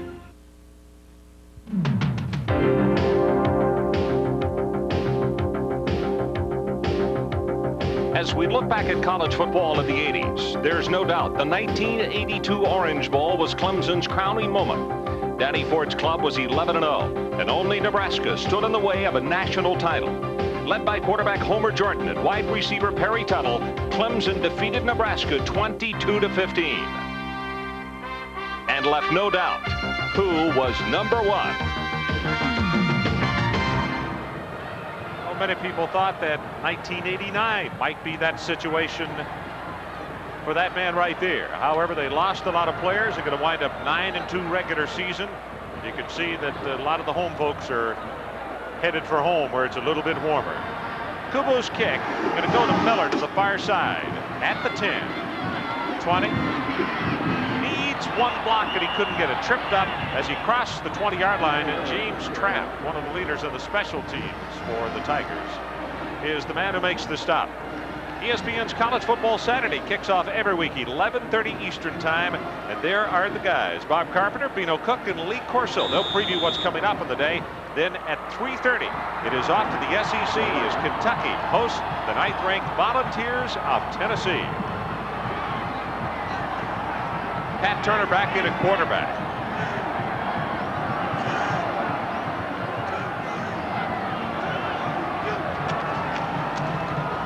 Going to run the reverse. This is Brooks. Gets a block, 25 at the 30 and out to the 35. That's good for a gain of almost 12, maybe 13. Yep, it is 12. That was Pat Turner, the ex-linebacker turned quarterback, made that block on the corner. How many quarterbacks in the nation have an interception this year?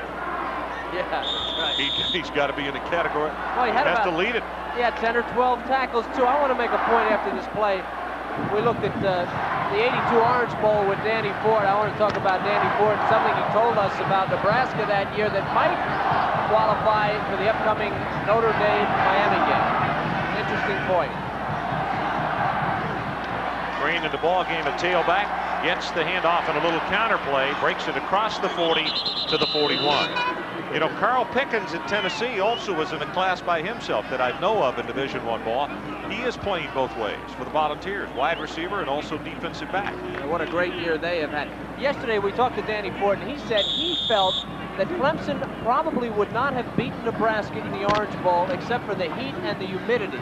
Them coming from a cold weather climate and Clemson practicing in a warm weather climate might have made the difference in the game. And he also said that Notre Dame playing down in Miami this coming week could be the difference in the game, coming from the cold weather in the Midwest against Miami. He feels Miami has a shot in that game. Pass incomplete. Keith being the intended receiver, and he couldn't hold on. Kev, I'll tell you, after seeing him against Florida State, I don't care where they play it, what kind of weather. I think they got more than a chance. I think the Irish have really got their hands full this weekend. That's a ferocious bunch, the Miami Hurricanes. Pat Turner, I'd like to see Pat Turner of South Carolina complete a pass here. Well, there's a timeout on the field with 8 minutes, 23 seconds left in the ball game. Clemson, 45, South Carolina, nothing.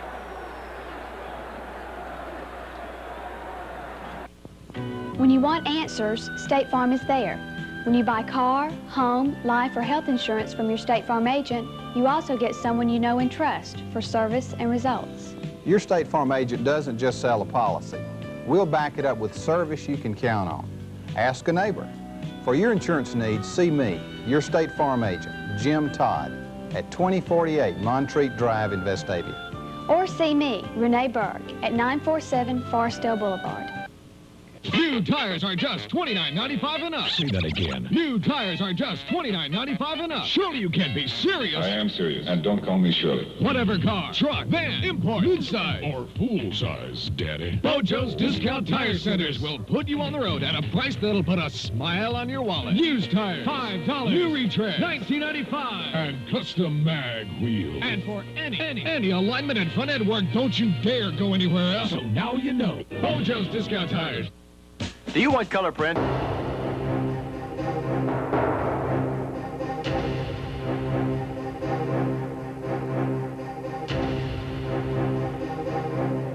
If you choose to finance or lease your new GM vehicle someplace other than GMAC, you might find yourself waiting in line instead of out hugging one. GMAC. Nobody wants to get you into your new GM car or truck faster. Well, we talk about people who have guts to do what they do on the field. That is our own Garland Wells on that platform suspended real high above the stadium. A little breezy up there, too. Whew.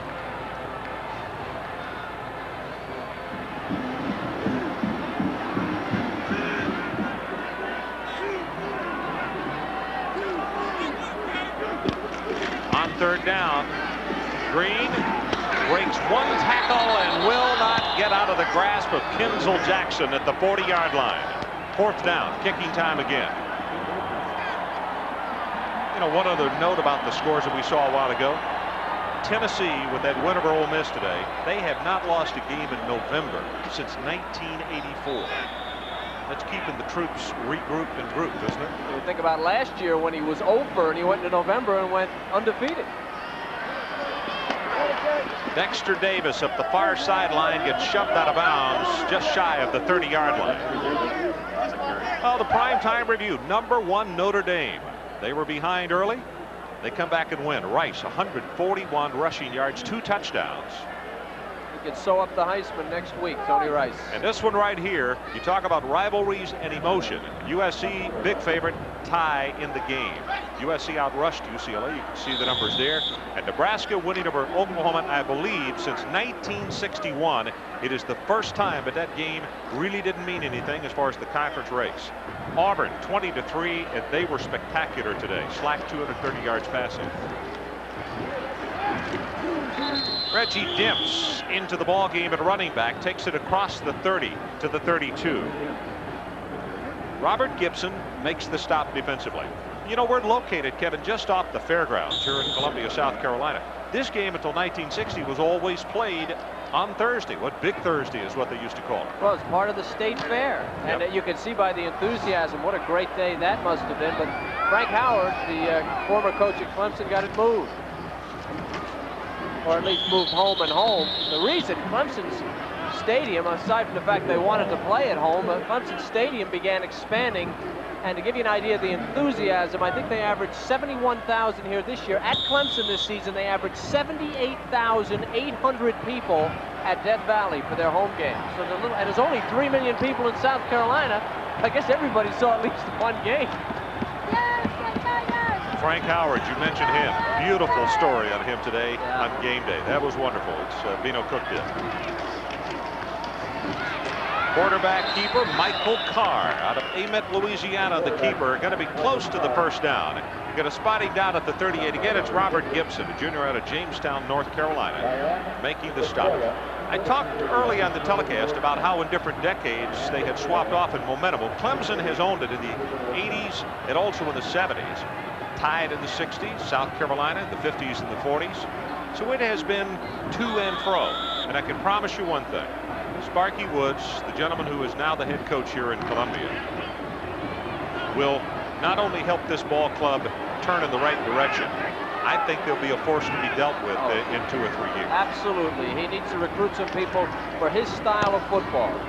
Got a great staff. Kick is taken and down immediately at the 27 is Carl Platt. 5:45 left in this one. 35-yard punt. And the Tigers in a tight grip.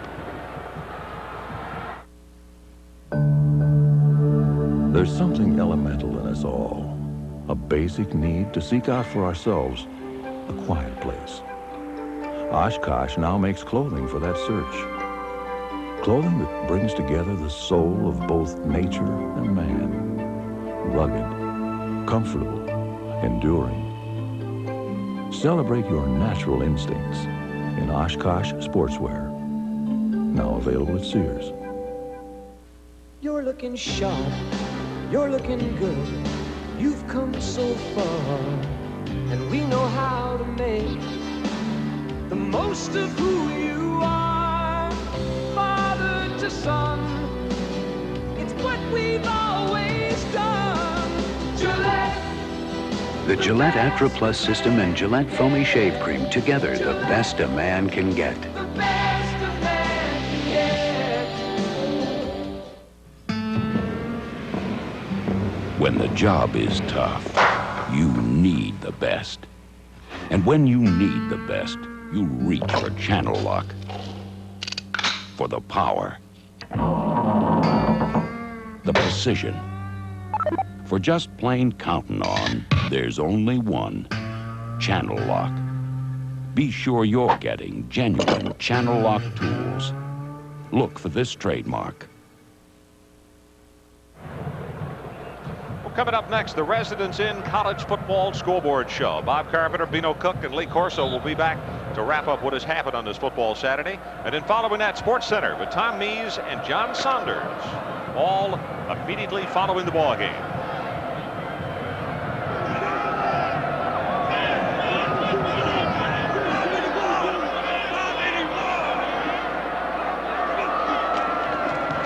With a short drop hit. Is that a fumble or an incompletion? Yep, it is a fumble. Recovered by Tyrone Mouzon.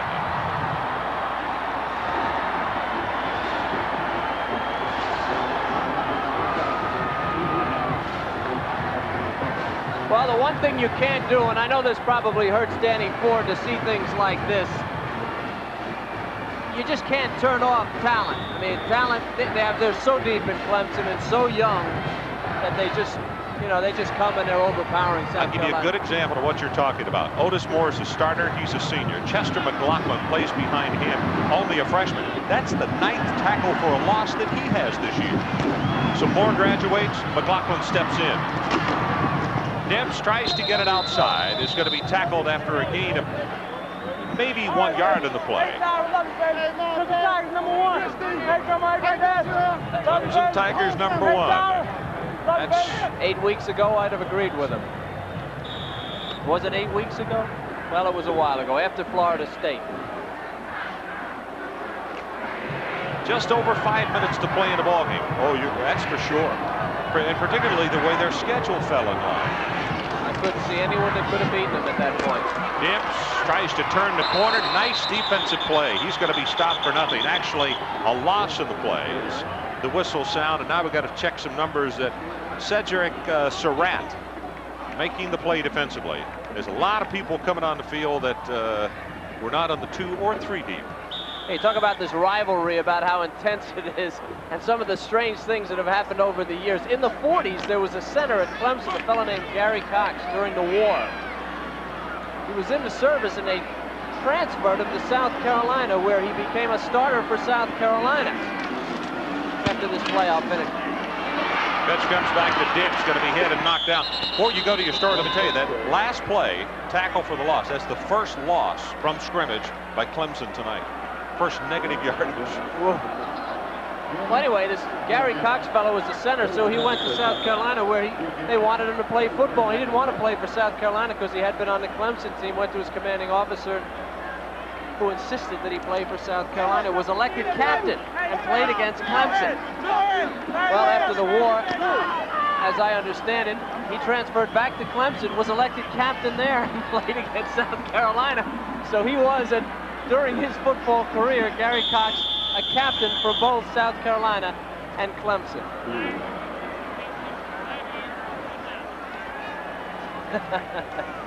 Anyway. Thanks, Kevin, for that short story. My pleasure. Maybe turned into 30-minute shows next year. Doug Bolin is coming in at tailback for the Tigers. 3:32 left to play in a ball game. And from the looks of Danny Ford on the far sideline, if you just walked in and looked and say, wow, Clemson must be losing. Not the case.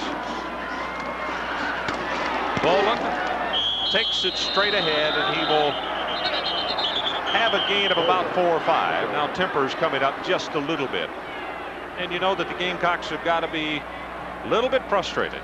This is the worst South Carolina loss to Clemson since 1935. They lost that one 44-0. And the worst ever was 51-0, and that was 1900. Well, going back, we talked to Todd Ellis about their schedule. I mean, this is a national team they're playing here. Coming up next, the Residents Inn College Football Scoreboard.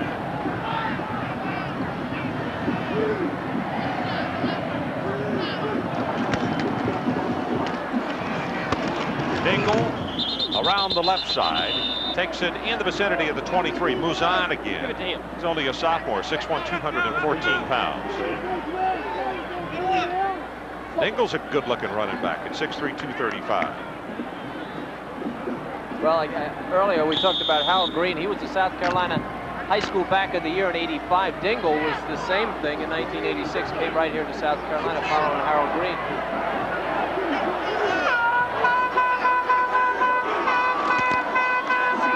Dingle again. Nice little move up the middle. Takes it out for 5, 7, 8. Ryans will make the stop, and he's going to move the chains. Has the first down and about 7 more. Oh, what did the people in the Heisman Watch do today? Anthony Thompson, 182 yards. It puts him at almost 1,700 for the season. 25 touchdowns. Emmitt Smith, 126 today. Couple of touchdowns. And you see his totals. And he's still got one left against Florida State.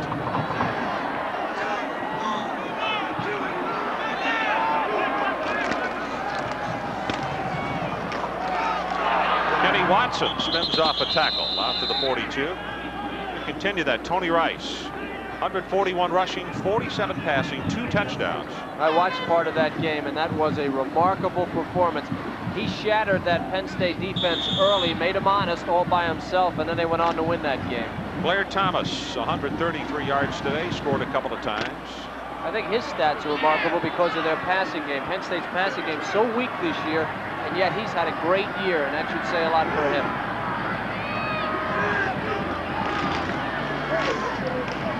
Dingle hit at the line of scrimmage. Maybe going to have one. Well, Major Harris didn't play today. Look at those totals. And don't forget, you'll see him on Thursday night. Kevin and I will be in the Carrier Dome as Syracuse plays host to West Virginia, 8 o'clock Eastern time. And Andre Ware. Andre, look at the percentage. Almost 63% and almost 4,000 yards with 40 touchdowns. He must be somewhere today throwing touchdowns.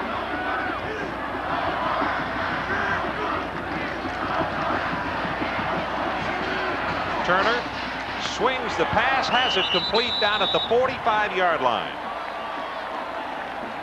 Turner. Oh, you can hear the crowd cheering for Turner, as they should. Skeets Thomas right there, number 10, is the man who made the catch. Pat Turner thrown into the quarterback situation when Todd Ellis went down, came over from linebacker, and I believe that was his first completion.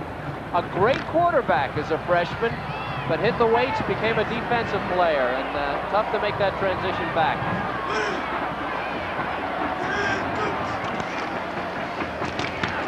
Dingle hurdles, and he's down to the 37. Kensel Jackson again on the stop. There were some second teamers for Clemson that are going to move into first teamers shortly, like Simmons and Jackson and McLaughlin, guys like that.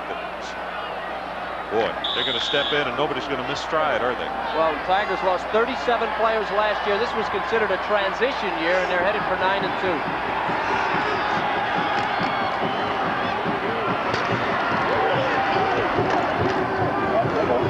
Mike Dingle inside the 30 to the 28, and mercifully, that is going to be the last play of this one. Nope, now whistles. They're going to hold it up for a second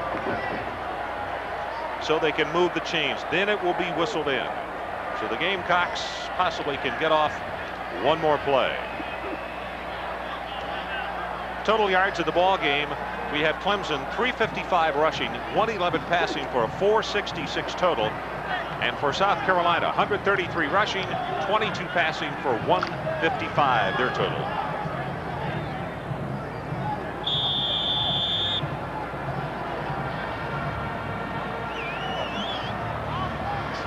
Well, South Carolina calls a timeout with 8 seconds left to get one more play out. ES presentation of college football continues this Thursday. This is a special Thanksgiving edition. It all begins at 10 a.m. Ivy League battle between Cornell and Pennsylvania. Then, as I mentioned to you, at 8 p.m. Eastern time, Kevin and I are going to be in the Carrier Dome as Major Harris will lead his 18th ranked West Virginia ball club against the Orangemen of Syracuse. And coming up next, the Residence Inn College Football Scoreboard. 8 seconds left. Clemson dropping the secondary all over the field, about 20 yards off the ball. looking for either Hail Mary or just whatever they're going to go for in the end zone.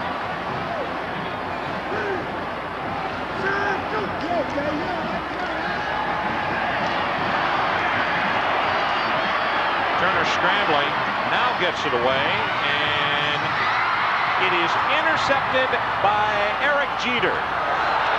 Up the sideline, and he's knocked out of bounds, and that will do it.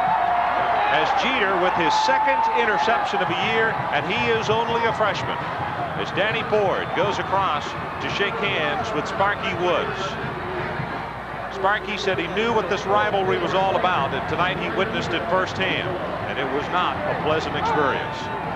So let's take a break. Clemson 45. South Carolina nothing. We'll come back with some closing thoughts in just a moment.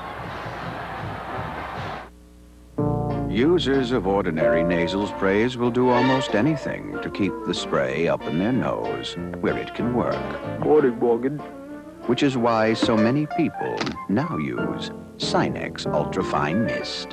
It's twice as fine as ordinary sprays, so its medicine goes up and stays up to give you the best relief possible. You don't have to stand on your head to get relief. Just get Sinex Ultrafine Mist. Fuji videotape. Its only limitation is... Fuji videotape. It's... Fuji... Fuji videotape. Its only limitation is... Fuji videotape! Its only limitation is your own imagination!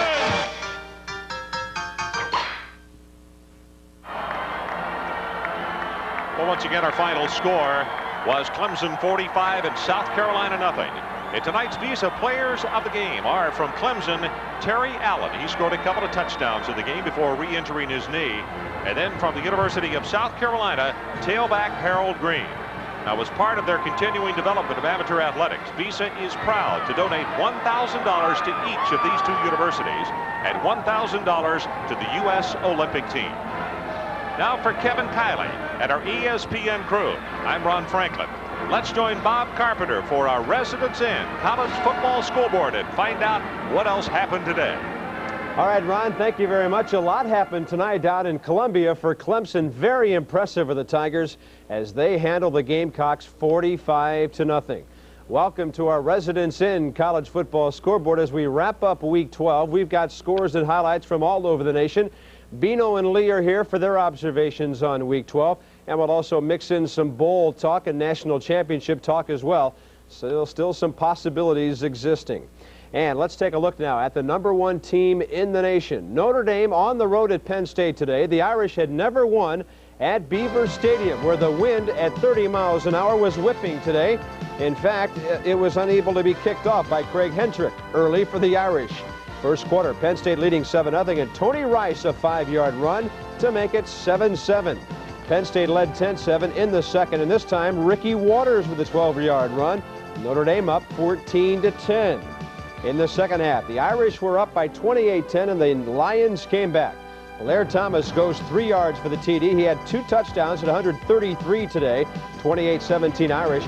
And then in the fourth quarter, Ricky Waters rips off a 40-yard run to set up a field goal. He had over 100 yards rushing today.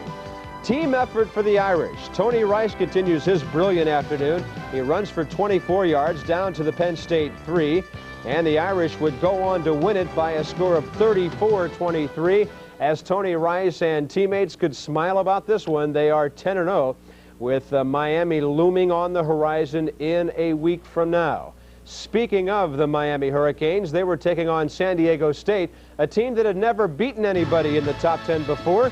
14-0 already when Craig Erickson would avoid the blitz and hit Randy Bethel. He sheds a tackle for the score, and it's 21-0.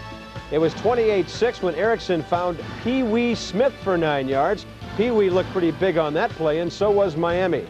42-6 they win it. They have one loss on the year, of course, and it will set up that big showdown coming up a week from now. And Lee Corso, what are your thoughts on that game as we look ahead to the game at the Orange Bowl next week? Well, Lou Holtz is a great football coach, and Notre Dame's an excellent football team. I think Miami will win the game because of their defensive quickness, their field goal kicker, Carlos Huerta, and a man by the name of Steve McGuire. He's a big fullback. The thing that Miami needs most against Notre Dame is short yardage and goal line runner, and that's what McGuire is, Bino. Well, before the season began, I thought Notre Dame would go 12-1, and I thought the loss would be today against Penn State. Couple things to remember. Next week, neutral officials in this game, not officials from Notre Dame's area, conference, or Miami Southern Independence. Neutral officials this year and next year. From what we can learn, Notre Dame will be a slight pick in the game, and Notre Dame will win this game and eventually win the national title. Sounds like I'll have to make a pick to break this logjam, and let me think about that for a while. No, right now. Well, I think Miami's going to be awfully tough because Craig Erickson is back, so I'll go with the coach and say the Hurricanes. Okay. Although Buffalo, I think, wants Notre Dame to win and go into the Orange Bowl undefeated. Erickson today, 27 of 45 for 424 yards and 4 touchdowns. They're a different team with him. Colorado has been the same all year long, dominating, and they did it again in Manhattan, Kansas today. Quarterback Darian Hagan will keep it and weave through the Wildcat defense for 30 yards, and it's 24-0 Buffaloes. Colorado's defense showed no mercy as well. Arthur Walker and Kanavis McGee will get a hold of Paul Watson and slam him to the carpet. Cats are demoralized at this point. Third quarter, 31-8 Buffs. J.J. Flanagan off tackle. Takes it 32 yards for the score. Colorado's ground game keeps on rolling. It's now 38-8. The rout is on. Late in the third quarter, Flanagan does it again. This time, J.J. explodes for a 57-yard run and goes over the 200-yard mark. 45-8. Colorado Cats are just chasing people. Next possession, Hagan takes it in from 9 yards out and becomes the first Big 8 quarterback to ever pass and run for 1,000 yards in a season. The Buffaloes roll all over the Wildcats, 59-11. Colorado goes to the Orange Bowl with a shot for the national championship, #2 in the nation, and they are the undisputed Big 8 champions. Congratulations to Bill McCartney and company. Other undefeated team in that top 4. #4, Alabama with a non-conference foe, Southern Miss. Eagles, the team that knocked off Florida State earlier this year. Bama was down 7-0 in the first quarter, but came back hard. Gary Hollingsworth to Saran Stacy. He goes right side, 6 yards, and a score tied at 7. But don't stop there for the Tide. Lamont Russell's turn. A diving catch in the end zone, and Bama leads by 10. Then it's back to Saran Stacy. That's what Gary Hollingsworth did. He takes a 24-yard, Stacy did, down the sideline for his second score, and it's 30-7 Bama. Then, just to be fair, Hollingsworth finds Lamont Russell. A 4-yard touchdown here. Plenty of time to throw and a nice catch. His second touchdown. Bama rolls over Southern Miss today, 37-14. Crimson Tide fans now looking ahead to that huge game in 2 weeks. It'll be at Auburn when Alabama takes on the Auburn Tigers. And Bino Cook, what an unbelievable matchup to end the SEC season. Definitely. This game will be played at Auburn, and everybody tells me Alabama will be favored. This is the way Alabama can win the national championship. They have to definitely hope for Miami to beat Notre Dame, and then they will play Miami in the Sugar Bowl, and then they will hope for Notre Dame to beat Colorado. The ironic part, if Miami and Alabama do play with the national championship, on that night the Miami players will be rooting for Notre Dame, and that's unbelievable. Right now, if Alabama beats Auburn, they should go above Michigan. It's ridiculous right now that Michigan's rated ahead of Alabama. Alabama plays in a tougher conference. I like Alabama's football team because of the great balance. They got good offense, they got tremendous athletes, and they're extremely well coached. And I really feel that Bill Curry's on a mission this year, and so is his staff. I think Alabama will beat Auburn, go to the Sugar Bowl, and lose to Miami. You think they will lose to Miami? Yes, sir. I think Miami beats everybody. They will beat Miami if Miami loses to Notre Dame. Okay. Well, I'll tell you one thing Bama's got going for them. One of the great newcomers in college football, Saran Stacy, with 18 touchdowns this year, breaks Bobby Humphrey's single-season record for the Tide, and he is something to be reckoned with. Let's go to #3, Michigan. The Wolverines indoors today up at the Metrodome in Minneapolis, battling for the Little Brown Jug. Bo Schembechler pondering a trip to Pasadena, maybe. Second quarter, Gophers up 7-0. Michael Taylor play action, and deep for Greg McMurtry, a TD, and the game is tied at 7. What a big day this guy would have. Same combination once again. Taylor to McMurtry. He will split the Gopher defense and goes in for 6, and Michigan has the lead 14-7. Tony Bowles would twist his knee on the first carry of the game for him. He did not return after getting the knee wrapped, and his replacement, Leroy Horde, also got hurt, and he didn't return. So through the air, it's McMurtry again. He finds the opening in the corner of the end zone, and the Wolverines, with him grabbing the ball and the little brown jug, roll to a win at Minnesota as they win at 49-15 today, and the jug goes back to Ann Arbor, at least for now, where it belongs, as the third-ranked Wolverines roll on toward the Rose Bowl. Darrell Thompson at 125 yards rushing for Minnesota today, first rusher over 100 against Michigan this year. Number 5, Florida State, playing as well as anybody in the country. Peter Tom Willis, 6 touchdown passes, all in the first half, as the Seminoles roll over Memphis State 57-20. Oklahoma and Nebraska, for a change, thanks to Colorado, getting together, and it didn't mean the Big 8 title today. At Lincoln, the Huskers have a 7-0 lead in the first, and OU's Stephen Collins will complete one of his 2 passes. Deep down the middle, Arthur Guest comes down with it, an 82-yard pass play, tying the game at 7. Don't celebrate too early. Huskers moved ahead later in the first quarter. Godowski finds a diving Richard Bell, 31 yards, 22-7. Sooners with a little trickery. The fumble Ruski, guard Mike Sawatsky picks up the drop ball and sets up a Sooner touchdown. Sawatsky ran the play twice in the second quarter to set up scores. Huskers 25-18 at the half. In the second half, all Nebraska. Godowski tosses his 4th touchdown pass, 22 yards to Chris Garrett. The Huskers win at 42-25, and Jerry Godowski has a career-high 225 yards passing on the day for Tom Osborne's team. Coming up in a moment, we'll continue our wrap-up of a college football Saturday, Week 12, including the most bizarre finish in the nation taking place out in L.A. It was a heartbreaker for those 2 teams. College Football Scoreboard, presented by Residence Inn. People who travel for a living live here.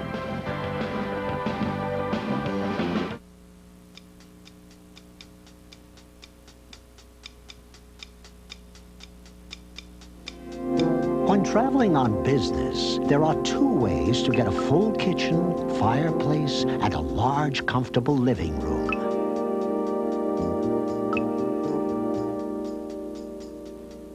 The other way is to stay at a Residence Inn.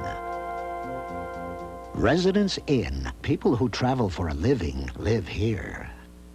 We used to have a chair, and my father used to come up from work every night, and he used to sit in this one chair, and all the change from his pockets would empty out into the chair. We would all go flying for that chair, and we'd take all the change and say, did it for years. How many people ever broke their neck falling backwards in a How many chair, honestly? broke their kids' necks leaning back? If you fall out of a tree and break your neck, I'm going to kill you.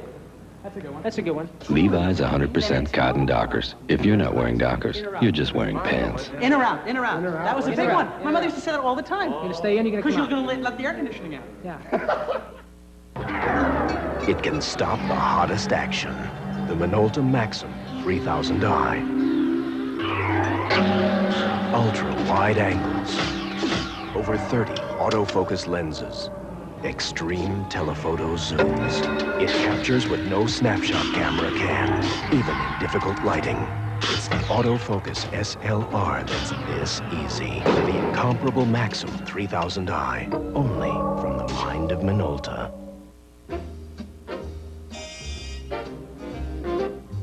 Someday, when I'm awfully low, when the world is cold, I will feel a glow just thinking of you in the way you look tonight.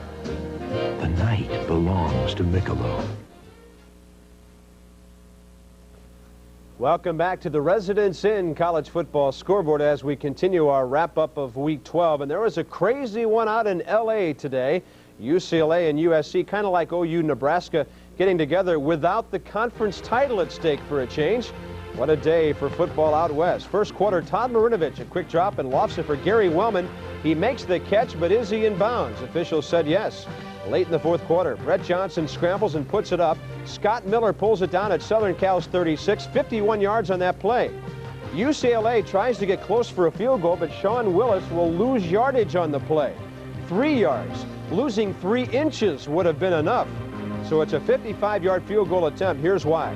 The kick looks good, from Alfredo Velasco, but as it approaches the bar, watch what happens. It hits the bar and bounces right back out. Velasco can't believe it, and it's a 10-10 tie for Southern Cal and UCLA. If a tie is like kissing your sister, USC's sister looks pretty good right now, but UCLA's doesn't. And Lee Corso, what a tough break for the Bruins, but meanwhile, USC still headed to the Rose Bowl against Michigan. Yeah, I was very, very disappointed in USC's play today. I thought they were a much better football team than that. I don't care how big a rivalry is. They should have beaten UCLA today. I now think that Michigan will beat Ohio State, go to the Rose Bowl, and because of today's performance with USC, I think Michigan will beat USC in the Rose Bowl. That's 3 straight defeats for Larry Smith in the Rose Bowl. Now UCLA. That field goal that was not good was typical of the entire season for UCLA. In Oregon game, when the score was 21-20, UCLA, long touchdown pass called back. Everything went wrong for UCLA. Next year, as we said earlier today, they will win at least 7 and probably 8 or 9 games and be in a bowl game. Terry Donahue, too good of a coach and too many studs on that team, believe me. They got studs. They just had one of those bad years. 3-7-1 and some bad breaks to go with it. Trojans had 6 turnovers today in that tie ball game. Now, speaking of great rivalries, to the oldest rivalry in the South. Auburn at Georgia today between the hedges down in Athens, and the Tigers take their show on the road against those Bulldogs. It would be an afternoon, an ugly one for Dogs fans.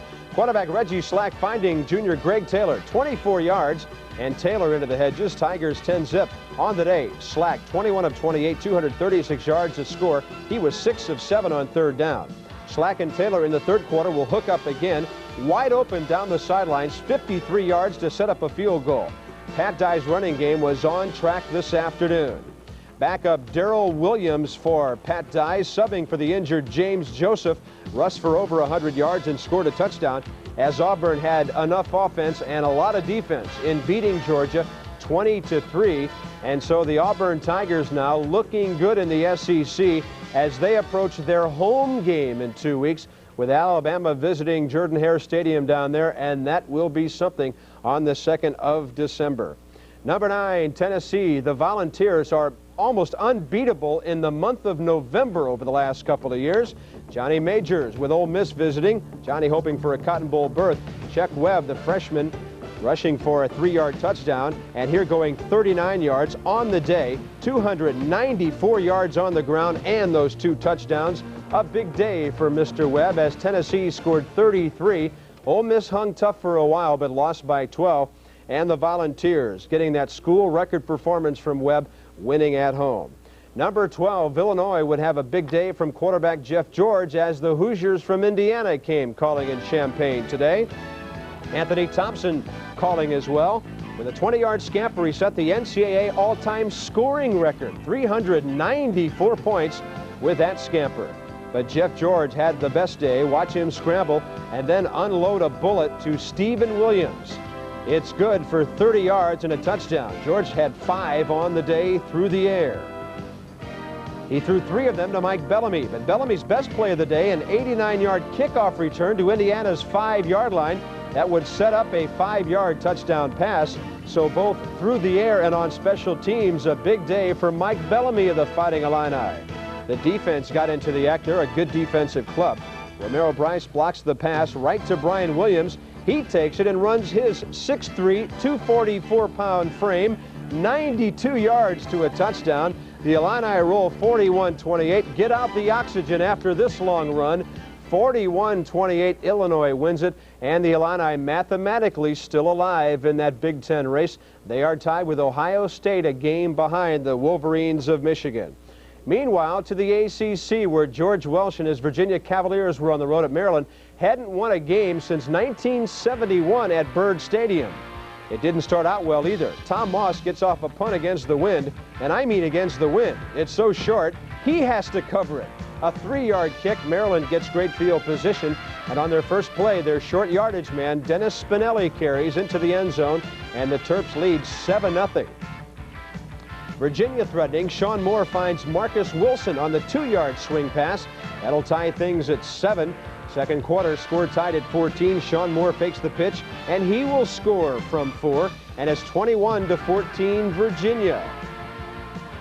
They led by that score with 7 seconds left in the first half. Here's the play that broke the backs of the Terrapins. Sean Moore throws up the Hail Mary. Herman Moore, look how easy it looked in the end zone. Surrounded by Terrapins, they all appeared too small. Virginia gets that big play to lead by 14 at the half. George Welsh later celebrates a 48-21 win for a share of the ACC title with the Duke Blue Devils, who were winners as well. Virginia beat Duke earlier, so they get the Citrus Bowl bid.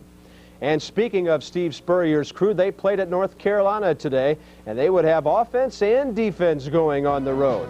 Fireworks from the start after an incomplete pass. Carolina's Torin Dorn and Duke's Dave Kalana mix it up. Kalana suddenly surrounded by Tar Heels, and he figures, I better get out of here. Duke showed its might on the field. David Brown finds Clarkston Hines for the 16-yard touchdown. A big day for that duo.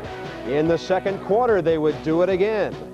Brown looking for Hines. Same corner of the end zone as their first touchdown hookup. It's Hines' 37th career touchdown. You want more? Brown goes deep to Hines, 44 yards.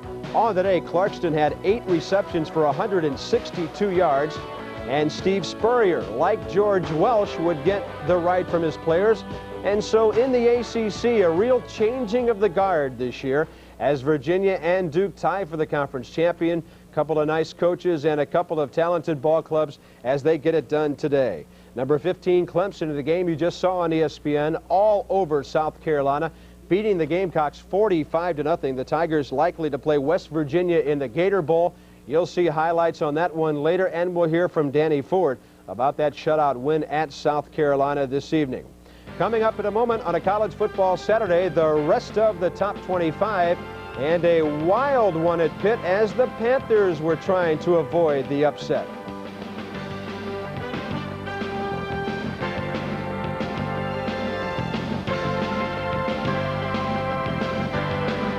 Do you want color prints as spectacular as the pictures you took? Get 1-hour color prints the Camera America way. For a limited time only, when you bring your film to Camera America, we'll develop it and give you a second set of prints free. To save money on Kodak products and processing, come by one of our convenient locations, Camera America in Jasper, and now open in the new West County Marketplace, next to Walmart in Adamsville. Gentlemen's, Gardendale's quality menswear, featuring sizes for regular, big, and tall. Gentlemen's is a family-owned business specializing in service, quality, and convenience. So for Father's Day, graduation, birthday, virtually any day the special man in your life needs clothing or accessories, try Gentlemen's, conveniently located on Main Street in Gardendale, across from the Civic Center. This is Rick Roden. Because kids won't sit still for more than half a second. It's a little blurred, isn't it? And because sometimes there's just not enough light. Isn't that a little dark? Fuji is introducing a new type of film. You always bring extra film. I forgot it. Fuji. What, film? Super HD 400. A new, faster, fine-grained film for better pictures in almost any situation. I thought you said Ryan never sat still. He didn't. Super HD 400. So what happened? Now, almost anyone can take a good picture. I don't know. Welcome back to the Residence Inn College Football Scoreboard. A real scare for the Pitt Panthers today. They might have been looking by this one a little bit, maybe a letdown after some of the tough games they've had. The Pirates of East Carolina visiting today. Alex Van Pelt drops back and finds Henry Tootin. No score early until now. A 67-yard scoring strike, and he will go all the way. And at Pitt Stadium, they love it today, at least those braving the weather. But East Carolina would come back. Travis Hunter connects with Walter Wilson, 50 yards down the middle. Later, it would be 33-29 Pitt. Swervin' Curvin Richards dances for a 5-yard touchdown. He ran for 264 yards and that score today. And in a thriller that Mike Gottfried might have another name for, Pittsburgh holds on to beat East Carolina 47-42 today. Curvin Richards had a big day with 264 yards.